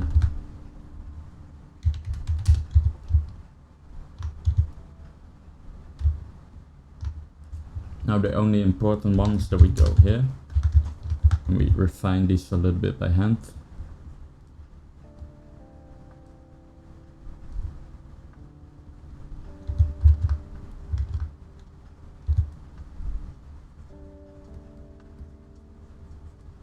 I'm just worried about these horizontal folds.